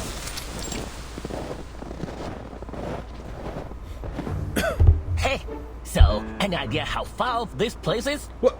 I think we must be pretty close. I can almost see that unmistakable Laplace metal roof. Yo, it's that stupid lizard in a pot during that Chinese New Year event. Wow. Or the New Year event. He's a character? Han Shang, I think that's if I could pronounce that right. I've actually got some business lined up in Munich. Those diamonds of theirs are certain to fetch a tidy profit back in the East Branch. I should have never let you out. Can we make a deal? You stay quiet, and I'll get you safely to our destination. Then you can say whatever you've got to say to whoever made the mistake of inviting you here. You know you really, really, really like to talk. I'm beginning to understand why no one else would take this job. Whoever heard of a merchant who doesn't like to talk? Admit it. You'd be burned to tears if I were not here. Oh, what the? He got shot! The chatty salamander is tucked under the Name Day's coat. Its muttering smothered along with it. Quiet. Bandits in Arctic Circle? That's new. Nearby snowbanks serve perfectly as cover, shielding Name Day from view. Where is he? I saw someone coming this way. We can't let him get any further. There's some kind of military base up ahead, and it's heavily guarded. Think how far we've gone. We can't go home empty-handed. That arcane item they've got is probably worth a few sharp adontis, don't you think? Item? Curses! I'm a living, breathing creature. Curses from the east. That's one way to put it. You don't need to yell at me. Say it to them if you like.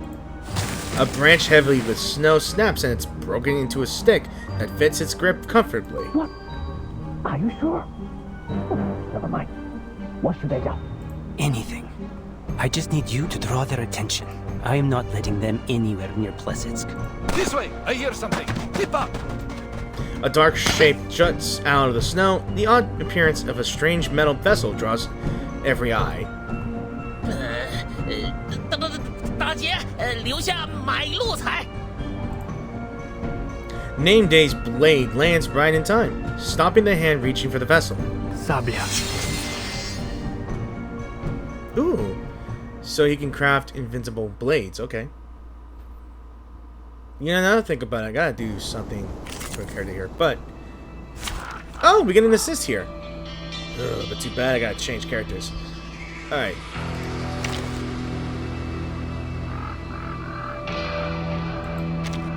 Competition first, burning second.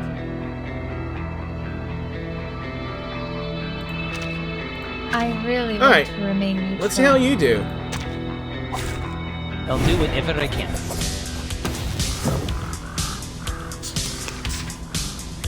Careful now, gentlemen. You might be biting off more than you could chew. Nice try. That little trick will earn you a single coin in the hat, let alone a scare. Enough starling. Hand over the talkie pot. Pot! Are you blind? You're out of your depth here, gentlemen. Don't say I didn't warn you. Don't worry. Whatever you say. Alright, let's see what this next one. Snowflake with sharp edges. It knows where to go. Cool. It can be hard to reach an understanding. Ready? I'm Miss Please. Go on. Yes! Everyone has the same destination. Well, yeah. Now a big shout out to the champion!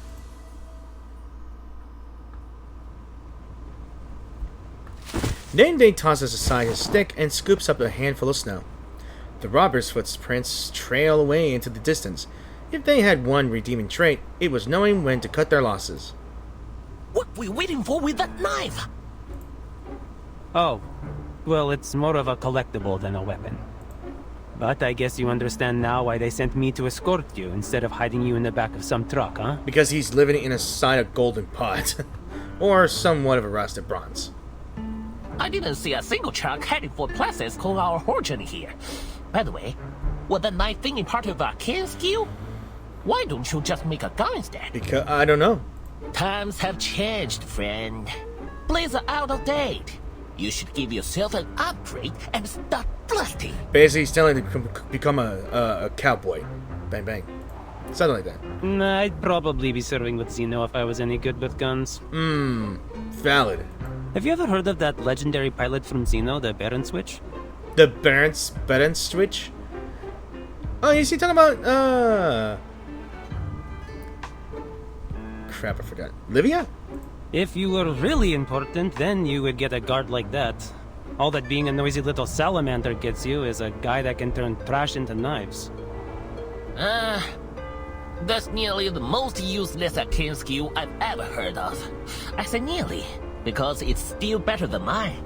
So, I'm not in a position to criticize. I wonder what your arcane skill is, little lizard. What does your arcane skill do? Yeah, ask me. The salamander's silhouette flickers, crumbling into a puff of ash. Then, in the blink of an eye, reforms itself. That's it. So you became a puff of smoke. It's certainly something. Yeah. Yeah. The rest of the journey is at last blessedly quiet. Their destination draws near, the outlines of buildings take shape, and someone is already waiting in the snow. Miss Winsong. Yeah, she is. The so-called Cosmodrome isn't nearly as grand as imagined. Surrounded by the vast expanse of white, people and buildings alike feel small. Hello, gentlemen. Welcome to Plisetsk. Right.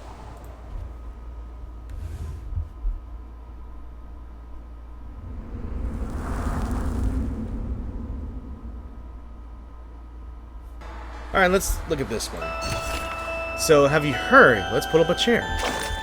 Alright, the kid seems to have disappeared. Do you know where he went? Who? The talkative one. Obsessed with Roman myths. Are you describing yourself?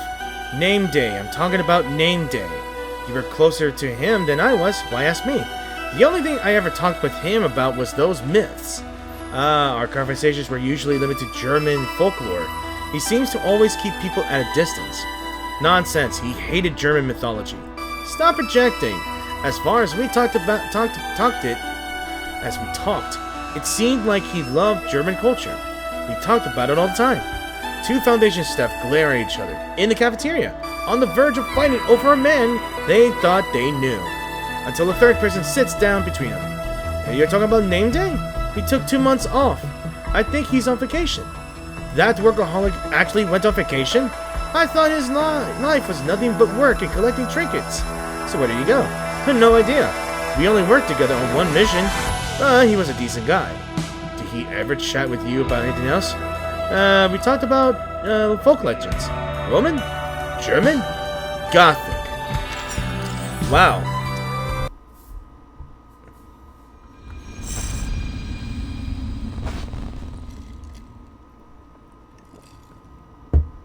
You arrived earlier than expected.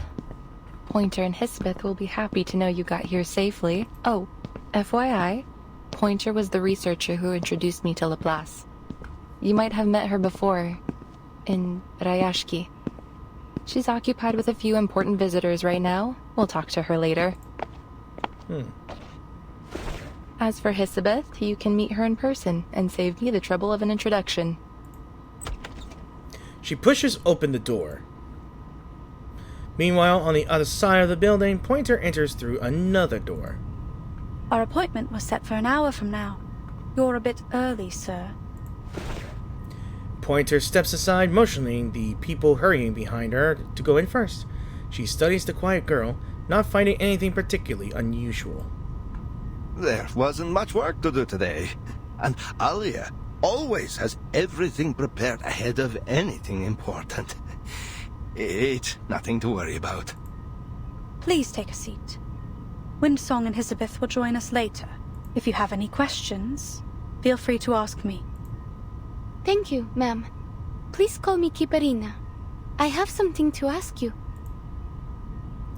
Kiperina is the first to speak, surprising Pointer. She adjusts her expression, adding a hint of warmth to her smile. That's fine with me, Miss Kiperina. My name is Pointer. So, what would you like to know? If I take the offer and complete all the required training, what will I get in return? Do you pay in rubli or something equivalent? And I'd also like to know if my family will receive my pay in case anything happens to me. So he's preparing. Pointer looks up and examines the girl once more. She can read the worry in Mr. Kozlov's face, but she still can't quite place the look in hers. Somewhere between courage and fear, too fine a line for Pointer to draw. Jeez. Plants and machines crowd the limited space, struggling for balance somewhere between jungle and office floor. It's warmer here than in the hallway outside. Name Day glances sideways, but Windsong has no intention of speaking. Hello? Is anyone there? The materials you sent from the Far East branch have arrived safely. Everything you asked for on your list is there, but you should check it over as soon as possible.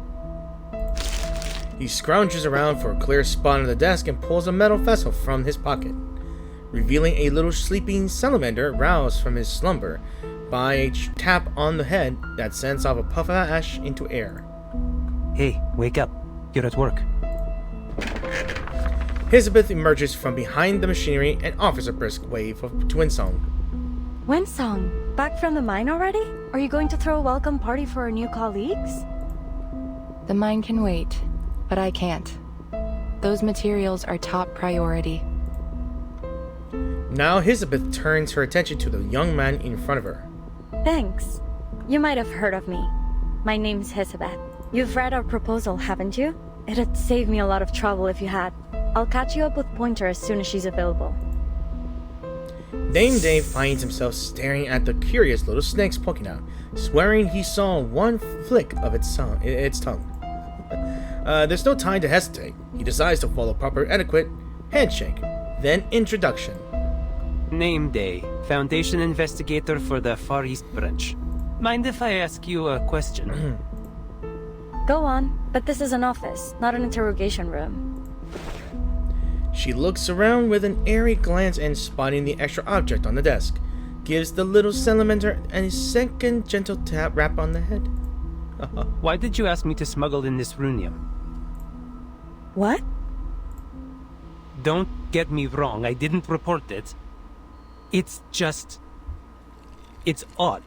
You didn't ask for much, just a few pieces. It is a rare resource, I grant you, but I think you could have gotten this amount with no trouble by submitting an application.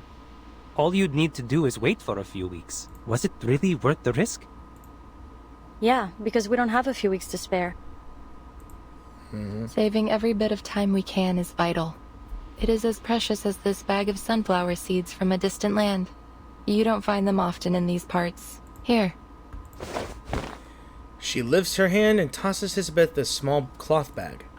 I've already taken my share. Why not plant some of these in the office? It won't take too much effort. If you're lucky, you'll get to see them turn their heads towards the light bulbs. Hissabeth pulls out exactly what she was hoping for.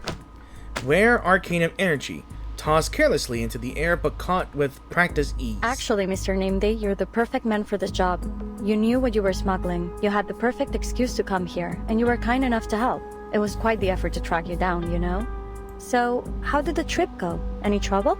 You bet there was. Though, I'm still not sure what those bandits were after. The runium, or a noisy arcane item. There's a shortage of supplies everywhere nowadays. People take what they can, whether they need it or not. Even if they manage to take the cargo, it would probably just end up in another branch of the Foundation or Laplace. Anyway, you saved us a lot of time and resources. Just bear in mind, this runium is not something that you can replace, even with Sharpadontis. Thanks, we'll use it sparingly. Please send my gratitude to Miss Villa. Yeah, because that kind of belongs to August. And one more thing. What would you say if I asked you to stay? Don't worry, I won't play the Windsong card. It's only a personal request. We could save a lot of time with our procedural work if we had a Foundation investigator on the team. And it could be a great opportunity to earn a reputation. Imagine the prestige if the project ends up a success. He swallows his words, not intending to explain his reason for being here. Hissabeth's version works just fine. Easy to understand and not too personal. Are you making any progress? As much as we can, but we don't have a single Sharpadonti to our name, and this runium is the sum total of all the supplies we've received recently. They told us we could use all the resources left in Placids, but that amounts to jack all. Thankfully, we still have half a rocket, fuel, and a launch button. Still, to make up for the supply shortage, we need additional manpower. Oh, but there's some good news. We don't have to worry about finding our astronaut. We already have a perfect candidate. And she's with Pointer. We are in dire need of an astronaut. There isn't enough time for anyone to finish the full training course. No one would be able to acclimate to a zero-gravity environment in such a short time. Not to mention the high pressure and heat. But you may be the exception, Miss Kiperina. Your arcane skill may allow us to work a miracle. So, if you take the offer, we'll provide you with a salary and try to get you a permanent position here at Laplace. Hissabeth is already working on it. She has a contact in the Foundation who can help with the procedures. All right then. I have no more questions. Yeah, she knows what she's doing. Pointer notes that despite their thorough explanation, the girl seems no less worried. But, just to be clear, I don't think my arcane skill is as useful as you believe. It only makes a little fireworks show. She's being modest. You know how children are when they receive a compliment, but I tell you, she is more than willing to take your offer. Please give her an opportunity. You'll see how reliable she is. By the way, another little arcanist girl joined our circus recently. Do you think she could stay with you too? That's not really how this works. Not everyone's arcane skill works in the same manner. But she would keep Alia company. Please, madam. Alia is still just a child who plays with dolls. Mr. Kozlov, stop! I haven't played with dolls in ages. I'm already grown up. Nah, only 16-year-olds are somewhat grown up. Well, actually, no, take that back. 18. But 15 or 16, still a kid. Seeing emotion break through the girl's steady silence at last, Pointer feels like she's reached the root of the issue. We'll take a look at what she can do. Would you be able to bring her here now? Of course. I'll be right back. He bolts up and out of the office. In his wake, Kiperina hesitates, shifting in her seat, until at last sitting up straighter. Pointer's smile fades. There's no need for social niceties in what comes next. All right. we're finally alone. Now how about you tell me what you're actually thinking? Yeah. Our biggest issue remains unsolved, but I'm most certain we can resolve it. The entire project is a mixed bag right now, but I'd say more good than bad. If our little sleepyhead in that pod there can provide what we need, our situation should improve dramatically. She tips the little vessel, giving the salamander a brief experience of zero gravity. I was dreaming of cutting a tree on the moon. You'd better have a good reason to wake me up. I'm not your lackey. We made the deal, that's all. And I'm freaking tired after that trip. Yeah, and about that deal, I need something from you, now. This little pod of yours, it's electrically insulated, heat-resistant, and highly durable against arcane energy. In short, the perfect aerospace material. All I need is to send off a bit of material from it.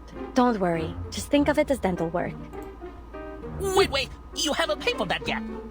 A deal is a deal. She needs a moment to think about but eventually plants She hooks a tiny badge the size of a fingernail onto the salamander's tail, and I think it was a solution that I missed reading. Here's your ID card. Just to be clear, this is only for an internship. You'll need to actually work to earn yourself a permanent one. And don't do anything stupid. I vouched for you, and now both our necks are on the line. Ooh, it does look good on me. I knew I belong with Laplace. The engineers at the Foundation's 8th branch are way too competitive for my liking. Look at that. That's adorable. So, what else you need? I brought some records about gunpowder-fueled flight and a few books on Eastern alchemy. Though, I'm not sure you'll be able to read any of them.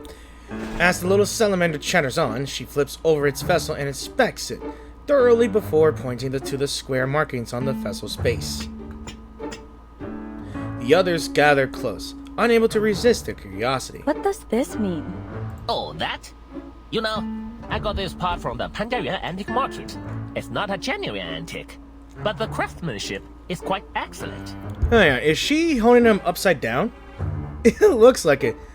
Yeah. These characters here mean microwave safe. Funny enough, microwave ovens were not that popular when I got it. Speaking of Panjiayuan, you can't find a flea market as big or as fun anywhere else. If you're ever looking for antiques and collectibles, it should be your first stop. If you want to go take a look, I might just be nice for once and take you...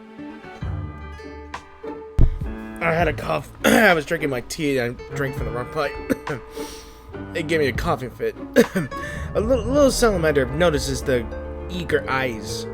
At last, a chance to show off its salesman charm. A moment it's determined to seize. No thanks. Just making sure it doesn't mean danger explosive. I already learned that lesson from another escapade with an arcane invention. She returns the dagger she'd borrowed, who knows when, and slips the vial of metal powder into her desk drawer. Alright, I've collected enough. You were so busy talking you didn't feel a thing, did you? Now back to our visitor in the checkered pattern uniform. Have you made a decision? After a brief pause, the question Name Day asks switches the conversation to an entirely different track. What are you going to do with the little astronaut when the project's over? I'll submit her application to Laplace once she agrees to join us. It'd be great if you could help with her employment procedures. I mean, when are you going to tell her the real consequences of the storm? Same as always, as soon as she gets a permanent position with Laplace. Name Day glances at Winsong, thinking she might chime in, offer an explanation at least, but she only nods. That's just how it is. The little astronaut, whom they've never even met, will have to learn it too. That pale dome and those cold steel buildings can't protect everyone. Soon the rain will wash away all that's familiar to them, again and again. All right. Then I'll stay. You mean you really want to stay with the circus? Kiperina doesn't have the straight answer. willing to do whatever you need. But I don't think I want to do this permanently. Since you say that you need my arcane skill for this project, I'm happy to help. Though I don't really know if I can. I think you know why Mr. Kozlov brought you all this way. When was the last time you had a proper meal? Well, we usually have stews. And sometimes Mr. Kozlov will find us some canned food if we're lucky. Her rebuttal is soft and utterly unconvincing. And you still want to spend the rest of your life in that circus? A knock breaks the silence. Kiperina uses the moment to lift her head. By the time she sits back down again, the light that had flickered in her eyes is gone. This is her, the girl I talked about. She doesn't speak much, but I feel that she has a good character.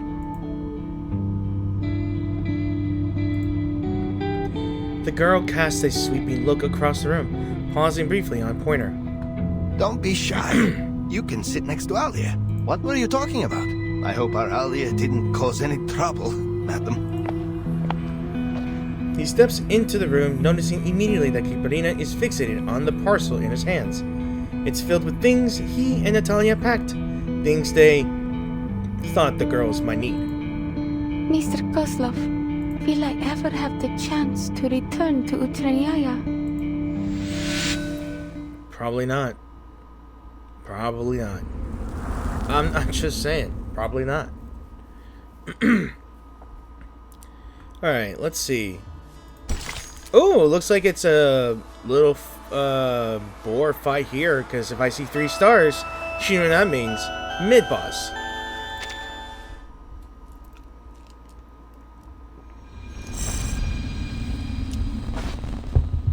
Right. Couldn't get to refill my water. Will I ever have the chance to return to Utranyaya? Hissabeth pushes the door open just in time to catch the scene. She lingers nearby, curious, watching the girl receive her answer. We can talk about that in the future. Of course, we will keep in touch. You and Voyager can pay us a visit whenever you like. The girl's called Voyager, madam. She's clever, quiet, doesn't eat much. You will take her in too, won't you? Pointer doesn't object. She runs a brief analysis and concludes that the company of a peer could help ease the pressures of Kiperina's training. After listening carefully, Mr. Kozlov pats Kiperina's shoulder. I always hoped you would settle down and live a comfortable life.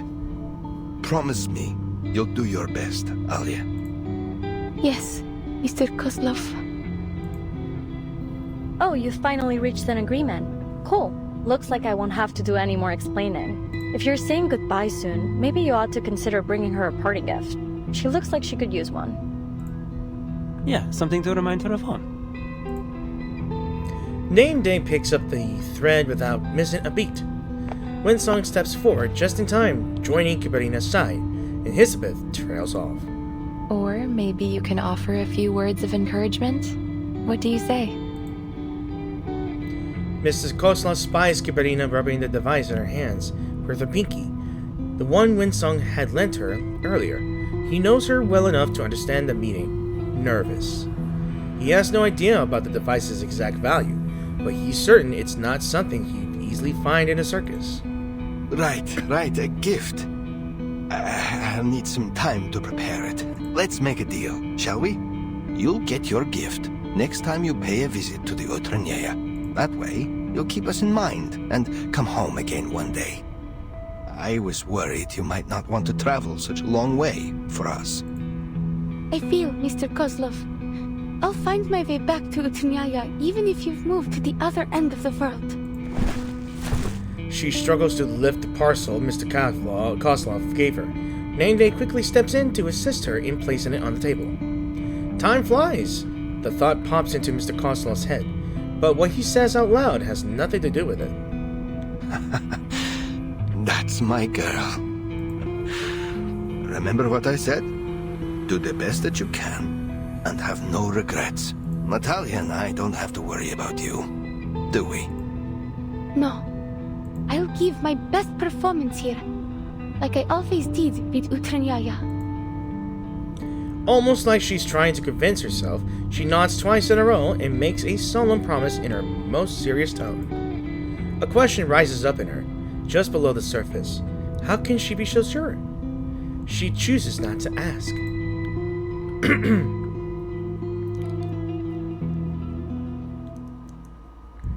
And I'm guessing we're going to be fighting her inner doubt, I guess. Come together to conquer this great waste. What is this? Wait, I didn't read it. I know they have their reasons to doubt, but like it or not, this is my job now. No. I see some astronauts. Flash in the water. Please, allow me. Alright.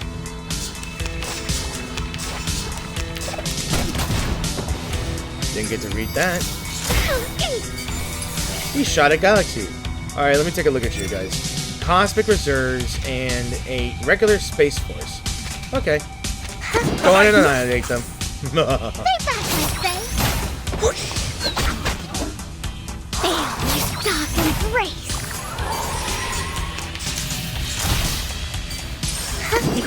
Hi, Master. Please, mortals. Alright.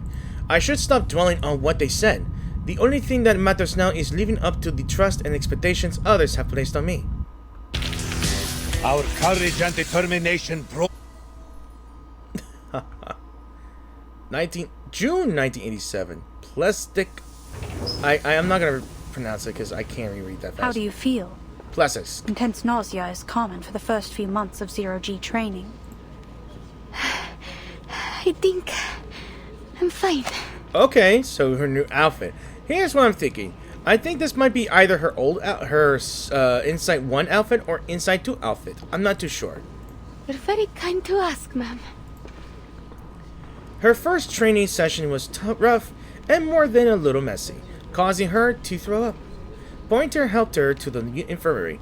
Once she could breathe again, she stammered out a request, just like the one she made today. I'm ready for more. You're at this again. Hissabeth already checked your vitals in arcane skill test reports. Her conclusion was clear. You need to rest and recover before we begin again. If you push yourself too hard and become too sick to perform the mission, that won't help us either. But I can do more. All I need is a bit more training. I need to perform flawlessly. We don't need flawless, not at the cost of your health. We need satisfies all requirements, nothing more.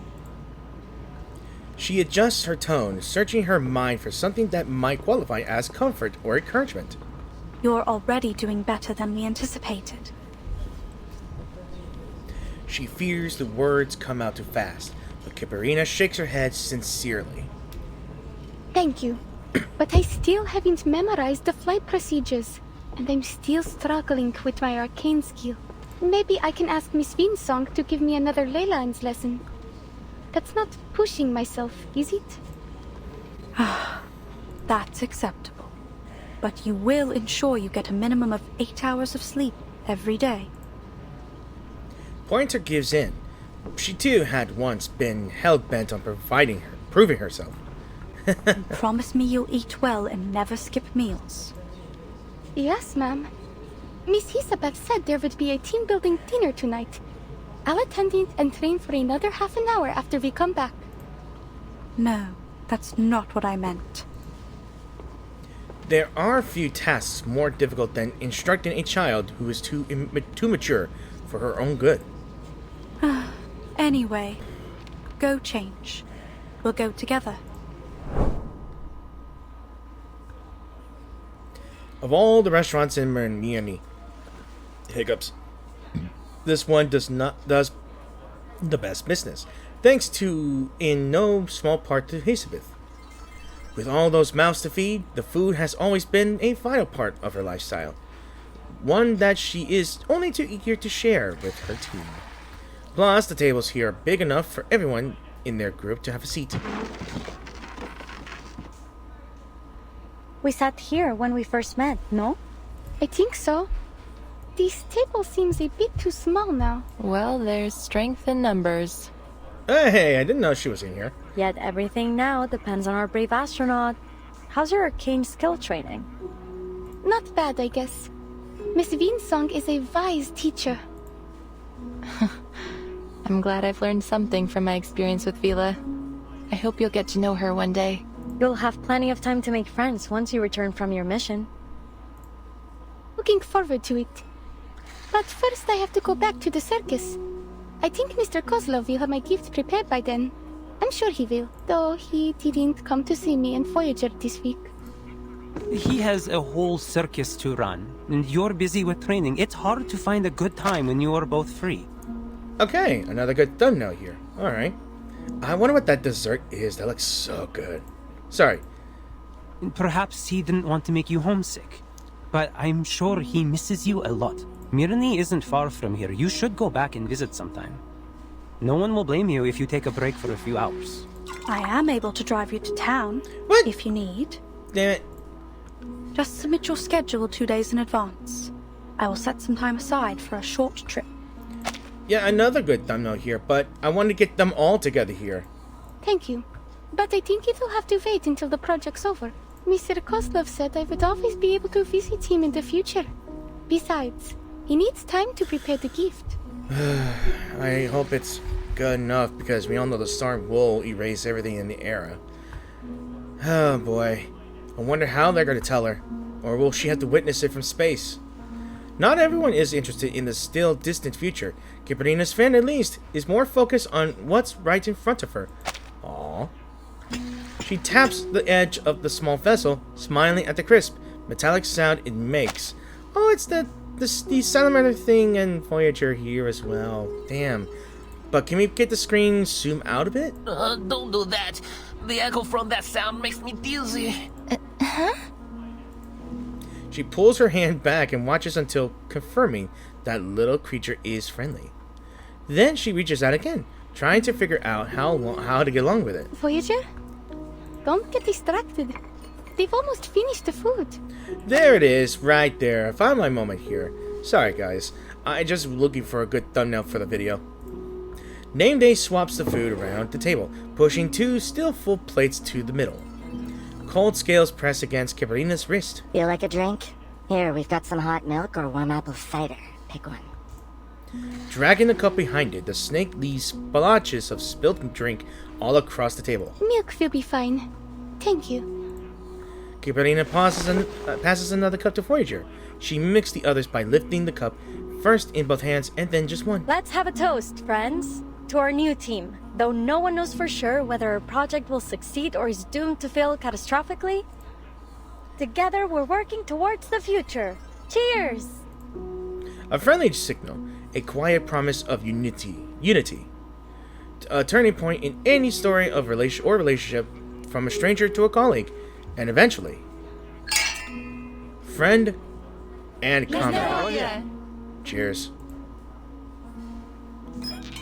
Having said that, the odds are in our favor. Even though Laplace is no longer in its prime, it still has the best technology and the finest scientists. The finest scientists?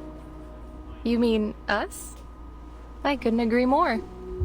I've always believed that perseverance is the most basic fundamental quality that any researcher should possess. Perseverance.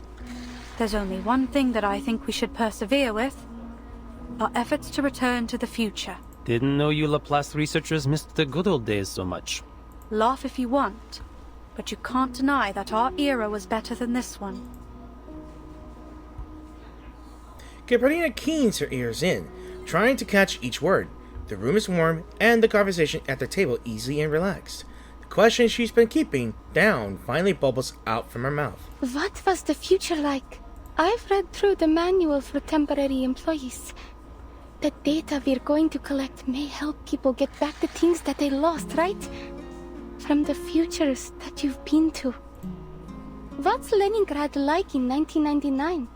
Were there any circus shows in your era? Does that mean everything was better than it is now? I have trouble imagining it. Were there sweets for everyone, and stores that never ran out of food? It's a hard... Things were much better then. Well, except for the study of ley lines. It was still struggling as a scientific pursuit, especially when it came to attracting new students. Though even now, its only student seems to lack much interest in it. That's not true. Sorry. I'm just having difficulty focusing on it with all the other demands on my time. It's okay. Miss Winsong was only making a joke, at the expense of her very overworked student. It's true, things were nicer in the future. I do miss the sweets, and that the shops were never empty. Every witness seems to offer her the same promise. It's worth it. Life should move forward, not stay stuck in the past. Amazing. I'm sure we'll make it back one day. I mean, one can hope. This time, she raises her cup first, to the brightest future.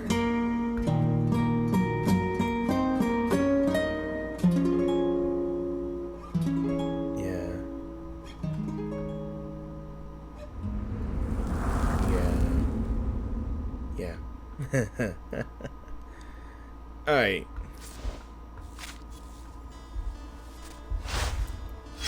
Alright, what is this one? Alright, so to the spread of enigmification. Okay, I'm not gonna read all that. Just 2-year project cancelled. Soon I too will be able to hide out in my room all day playing Sudoku. Not sad about this at all. I wouldn't start celebrating just yet. It looks like you're about to lose your vacation time since there's a shortage of staff everywhere. What are they gonna do? It's not like a simple number theory major like me can contribute to something in the wake of the storm. Nothing's going to stop me from going on vacation. Nothing. Would you look at that? The enigmification is spreading nicely. Good. At this time, I'll have the entire Laplace break room all to myself. As more people start slacking off, supplies will be cut too. You might get to hog all the daily meals from all the Laplace. That's probably the best you could do. You know, it'll be hilarious if a bunch of random numbers and formulas turn out to be the key to defeating the storm. And you got roped into non-stop 24/7 work trying to crack it, with Madame Lucy interrogating you 3 times a day about your progress. That sounds absolutely disgusting. I need a nap just at the thought of that. Oh, and as a part of the humanitarian gesture, I'll make sure your voice gets added to the machine too. Well, isn't that something? There are still poor souls who didn't get a vacation even at a time like this. With all these non-essential projects getting cut. That's plenty. Like John from the medical team, John from the medical engineering group, and John from material science.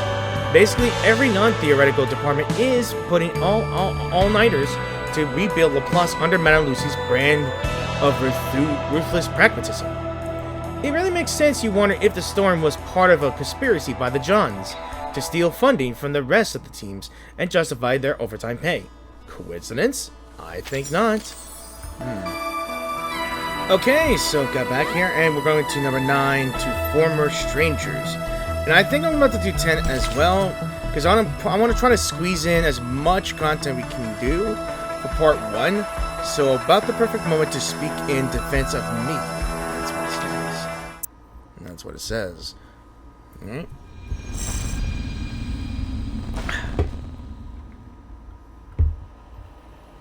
Okay, so 3 months before the storm. So they're doing this before the storm. 3, 2, 1, cut. Okay.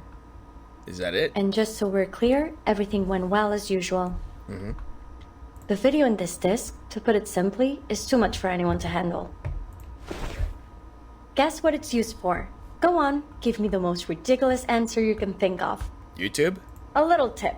Think like a modern person. The development of technology allows us to save a lot of things as digital data nowadays. Yes, it's a last record. A video is much more convenient than sitting down with a pen. She places the data card on the table. It immediately draws in all eyes. Data secured. Pointer, do you want me to add your part to the video now? Or maybe later? Preferably never. This whole last record thing is your passion. Besides, I know nothing about material sciences.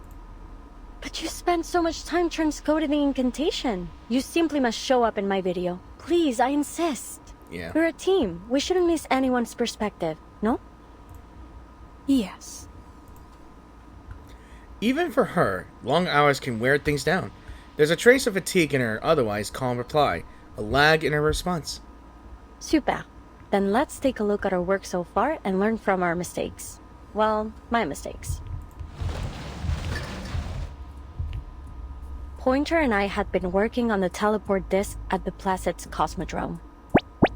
More specifically, our interim mission was to determine how to transport supplies to space stations and spacecraft using teleport incantations. The ultimate goal being to achieve stable, safe, and long-distance teleportation to outer space viable for living organisms. The project had been going smoothly until we received some bad news. Due to a policy change at Laplace, most projects in Placids were being suspended. Fortunately, the bad news was followed by a small amount of good. Madame Lucy said if we could send a monitor to space to collect data when the storm arrived, we'd be allowed to continue with our project. It was a vital opportunity to make our contribution to deciphering the storm. There were only 3 major issues to solve: manpower, energy supply, and determination. As you can see, the first 2 issues have been solved by our new members. Thank you all for your help, especially our brave little astronaut. The plan is now simple. She'll fly into space, reach the required altitude, launch the monitor, and zero in on the correct coordinates. And then she'll contact ground control to come home.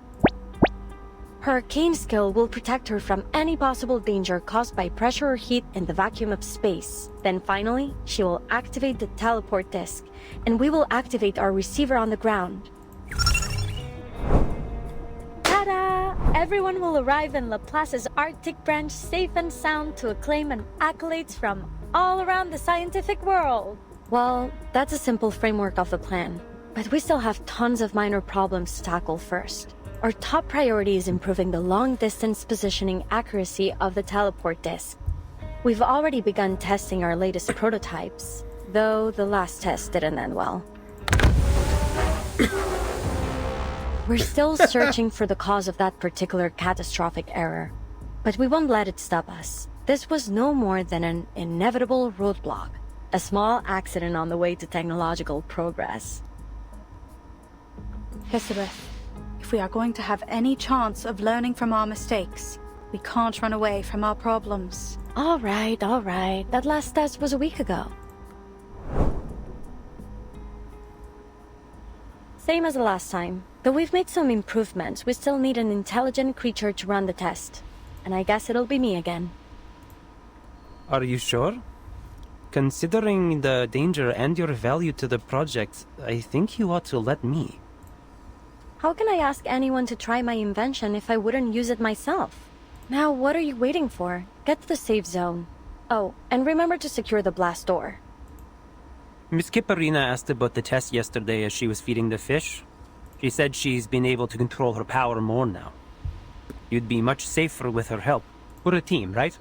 We sink or swim together. As the clock strikes the hour, a small figure peeks in through the door. My training just finished. I hope I'm not late, Miss Hissabeth. Just in time. Well, we did have a pretty bad accident, but thanks to Kiperina's arcane skill, no one was too badly hurt. Windsong is one cool teacher, and that girl's a phenomenal student. The margin of error remained high, a significant problem for sure. But we'd learned our lesson after spending all that time recovering in the ward. That is, that we should prepare for the worst, so that those who survive will know what to do with, our legacy. Our last record matters, my friend. I don't think that's what Pointer meant when she told us to learn from our mistakes. Before Hissabeth can pinch its mouth shut, the little snake ducks back into her hair. Again, I emphasize that safety must come first in the lab. It is my first and most important protocol. Windsong and I left for all of 10 minutes, and by the time we got back, each and every one of you ended up on death's door. And now I find out you've even petitioned for a postponed evacuation. This is getting ridiculous. You know how tight the schedule is now that the storm emergency plan has been activated, don't you? The silver lining is that now we know that we have exactly 3 months. We can still optimize the procedure and improve the disc and... Enough, Sylvie! Oh, Sylvie. Her pointer cuts her off. Her tone is serious. Oh, come on, friends. Can we just calm down and discuss our schedule over dinner? I believe Miss Pointer was only trying to suggest a better plan. I am. I suggest we stop all work on this project immediately. The young man is caught off balance, unable to find the words to ease the tension in the room. What? Why? The situation really isn't that dire. Miss Hissabeth is right. We shouldn't be discouraged over one accident, Miss Pointer. The damage wasn't too severe. Only 3 months left, yet our latest achievement was a total catastrophe. I know what you're all thinking. That the odds are still good, and it's more or less safe to continue. But all that is a weighted gamble. Nothing matters more than your lives. She knows this all too well. This is not her first time making bold gambles. Pointer, what do you think the odds are, really? Without diving into the calculations, it's around a 70% chance in theory. But my logic is screaming something else in my ear. You don't have to take that risk, Pointer.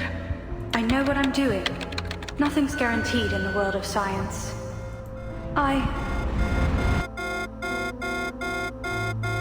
She closes her eyes, interrupting the playthrough of her memories. The risk is too high. I can't allow it. So she's been through an accident once, and she is learning from that. And she's even more afraid that any chance of failure would be just imminent failure. Imminent catastrophe.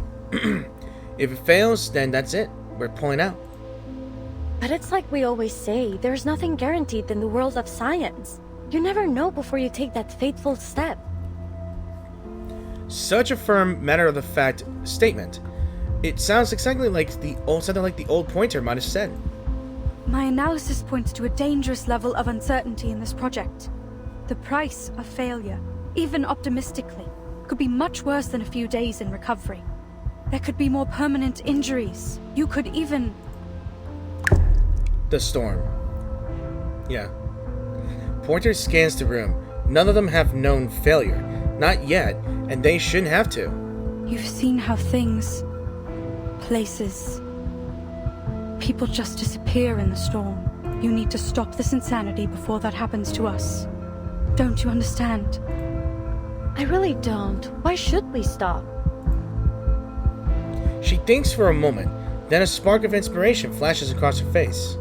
No, you're right. We shouldn't pretend as if it's normal to risk our lives for this. At the end of the day, if we die, our research dies with us. But if something were to happen to the team, you would be the one to survive. That's why I want you to keep our records, to take down everything in case the worst happens. Here. Pointer looks down at the data card. Machines are only capable of faithfully recording and replying data. They can't interpret meaning. They certainly cannot understand the reckless choices of human beings. Those who came in after might skim through the logs and learn how the team met, chose, collaborated, and parted ways. But what about everything outside the frame? The temperature of the lab, the taste of a restaurant's signature dish, the hesitation she feels right now. No device can preserve those details, only memory can. Some need to move forward, others need to stay behind. She doesn't look up and never reaches for the disc. She's made up her mind. I won't take it. And I won't submit this petition for you. I can't stand by and let you kill yourselves. I'm done. I quit. Yikes.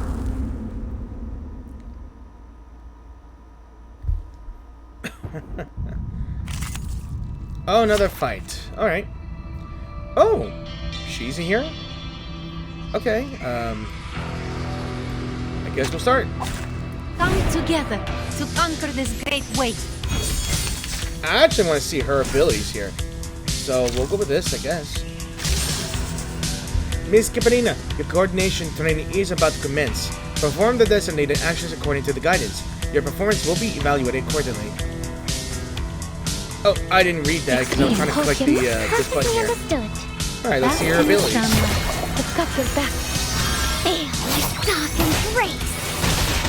Keep calm. But I've seen this before, but now focus your attention on this distinct unit. Pulse gets charging. Please, mortal. Yikes. Next time, I should be able to do a bit better. That's right, you did well. I'll make sure Miss Winsong hears the good news. I think this might be the last one part I could do today. So, the freezing rain.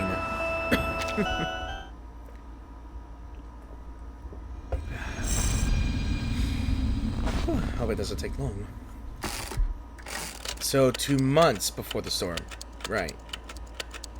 The name is Pointer, researcher in the LSCC Plesetsk branch. The reason I joined. The same reason I quit. Nothing matters more than people's lives. All the research I've done has been for one purpose. To make people's lives better. Pointer, there you are. How's everything going? Winsong doesn't mind her quitting. Whenever she runs into Pointer at the branch office, she always stops for a few words, often with updates on the aerospace team. I heard you're busy with the evacuation. Seems many stores in Mirny have already closed up. As soon as I finish the handover here, I'm heading back into town to help with packing, coordinating, and explaining the situation to the locals. Same old, same old. Same old, same old.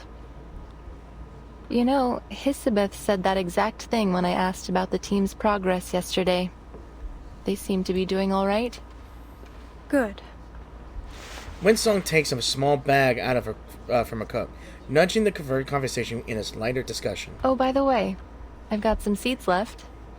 Do you want to take them off my hands? Direction, I meant. That I can read it faster. Do I look like a gardener to you? Well, it's just that I heard from a few people here in Mirny that a Laplace researcher was giving out sunflower seeds. And it wasn't me, so I've been wondering just who it could have been. Don't you want some? Seriously, everyone loves them. On the day Pointer left the Plesetsk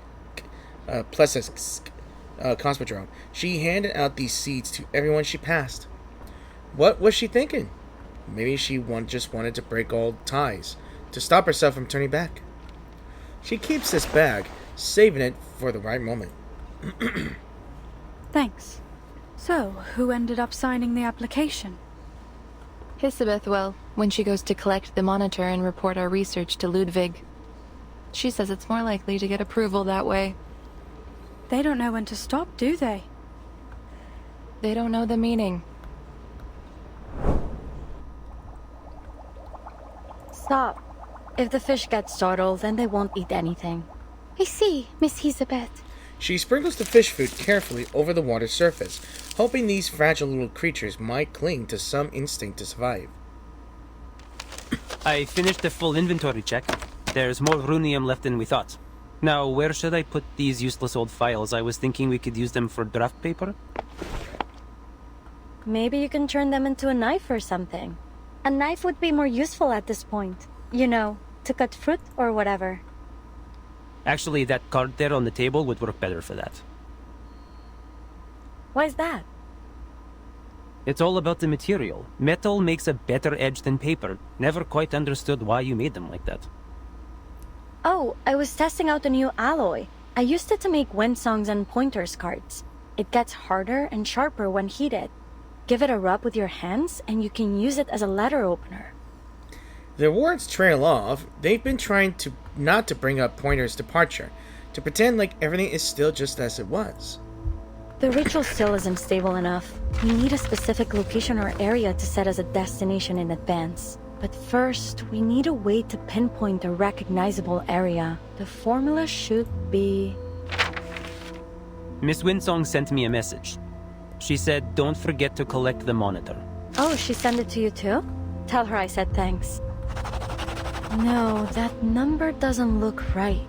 I tried my best. But those arcane minerals you're asking for are scarce as all hell. I haven't been able to find a single supplier. Then we'll carry on without them. That's it. Nope, wrong again. Pointer was the master of numbers. With that brain of hers, she'd have had this over and done by now. A sound from the corner of the room draws her attention. Voyager is stacking pieces of mineral shards into a wobbly tower. In the lamplight, the peak sparkles, strangely mesmerizing. Careful, don't hurt yourself. They're more powerful than they seem. Voyager nods with a vague but accepting gesture, and Hissabeth turns back ready to refocus on the data. But the fragile silence is broken, and other words spill out. Miss Hissabeth. The little would-be astronaut walks over and stands beside Hissabeth. It's rare for her to approach so closely. I have a question for you. Sorry if it's not a good time, but it's important to me, and it's something I hope you'll answer honestly.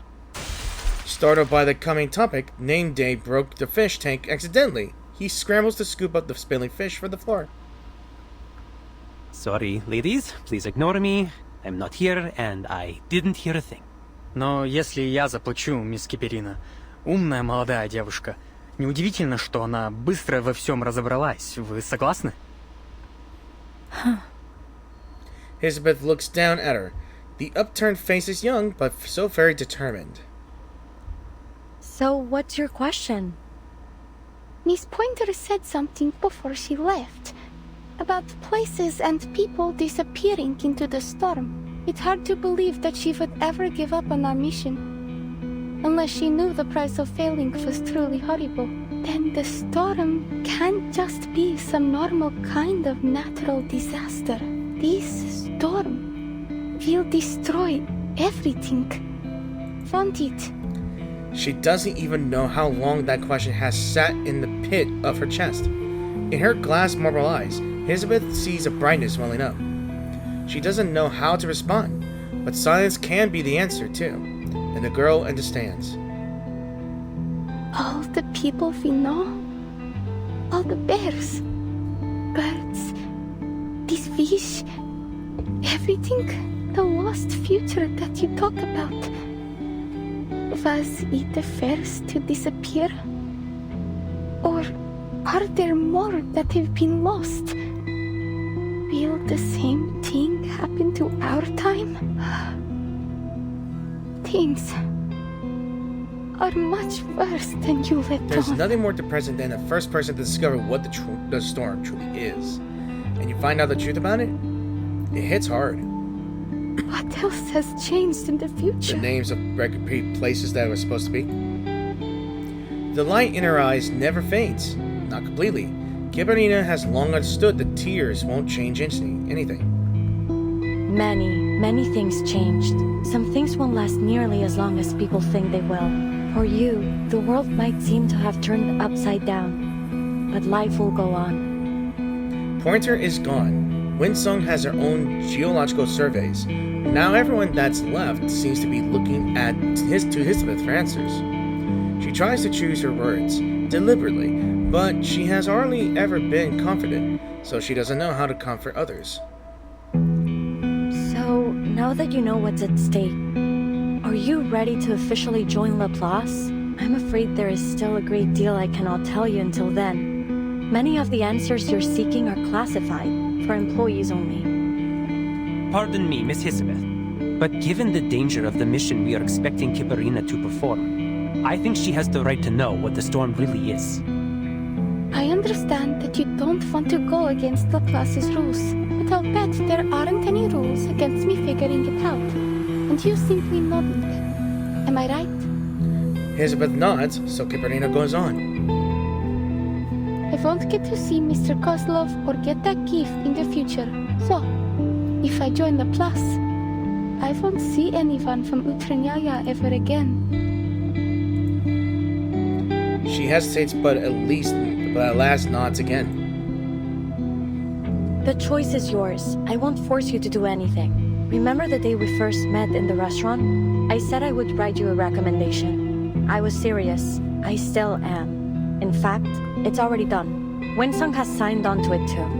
And our Foundation friend behind you is prepared to offer another guarantee, just in case. We will make a recommendation for your friend Voyager as well. But that's all we can do. I'm afraid we can't protect everyone. Nor can we make this decision for you. Do you want to keep going? The question isn't just for Kiperina. If they recover the data, and if that data is any good, maybe someday no one will have to worry about the storm ever again. But what if they put their lives in jeopardy and gain nothing from it? If you don't, you'll be allowed to return and accept what's to come. But if you join us, there is a chance to change things. That is her answer. The only answer she needs to keep going.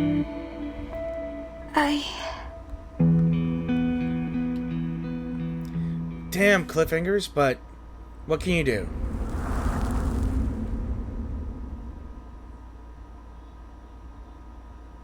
With that being said, we will find that answer in part 2. So thank you all for watching this video, and I really hope you enjoyed this video.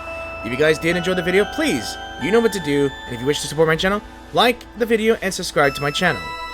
You have anything to say about this particular story? In this story mission here? Do so in the comments section down below if you have anything else to say. Well, I quite like the fact that I'm a sucker for 80s stuff, especially the music here and there. And we are getting more intense as the storm approaches, and what if their project would fail? What if they're gonna fail in space during the operation? I mean, with space, anything that's something to do with space is more dangerous than you can think of. Like, is there a tiny damage on a shuttle, or a food supply, supplies at all?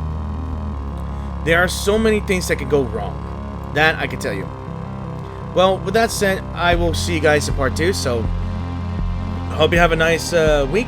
Hope you guys enjoy the summer. And I will see you guys in the new video. So, peace out, and yeah, bye.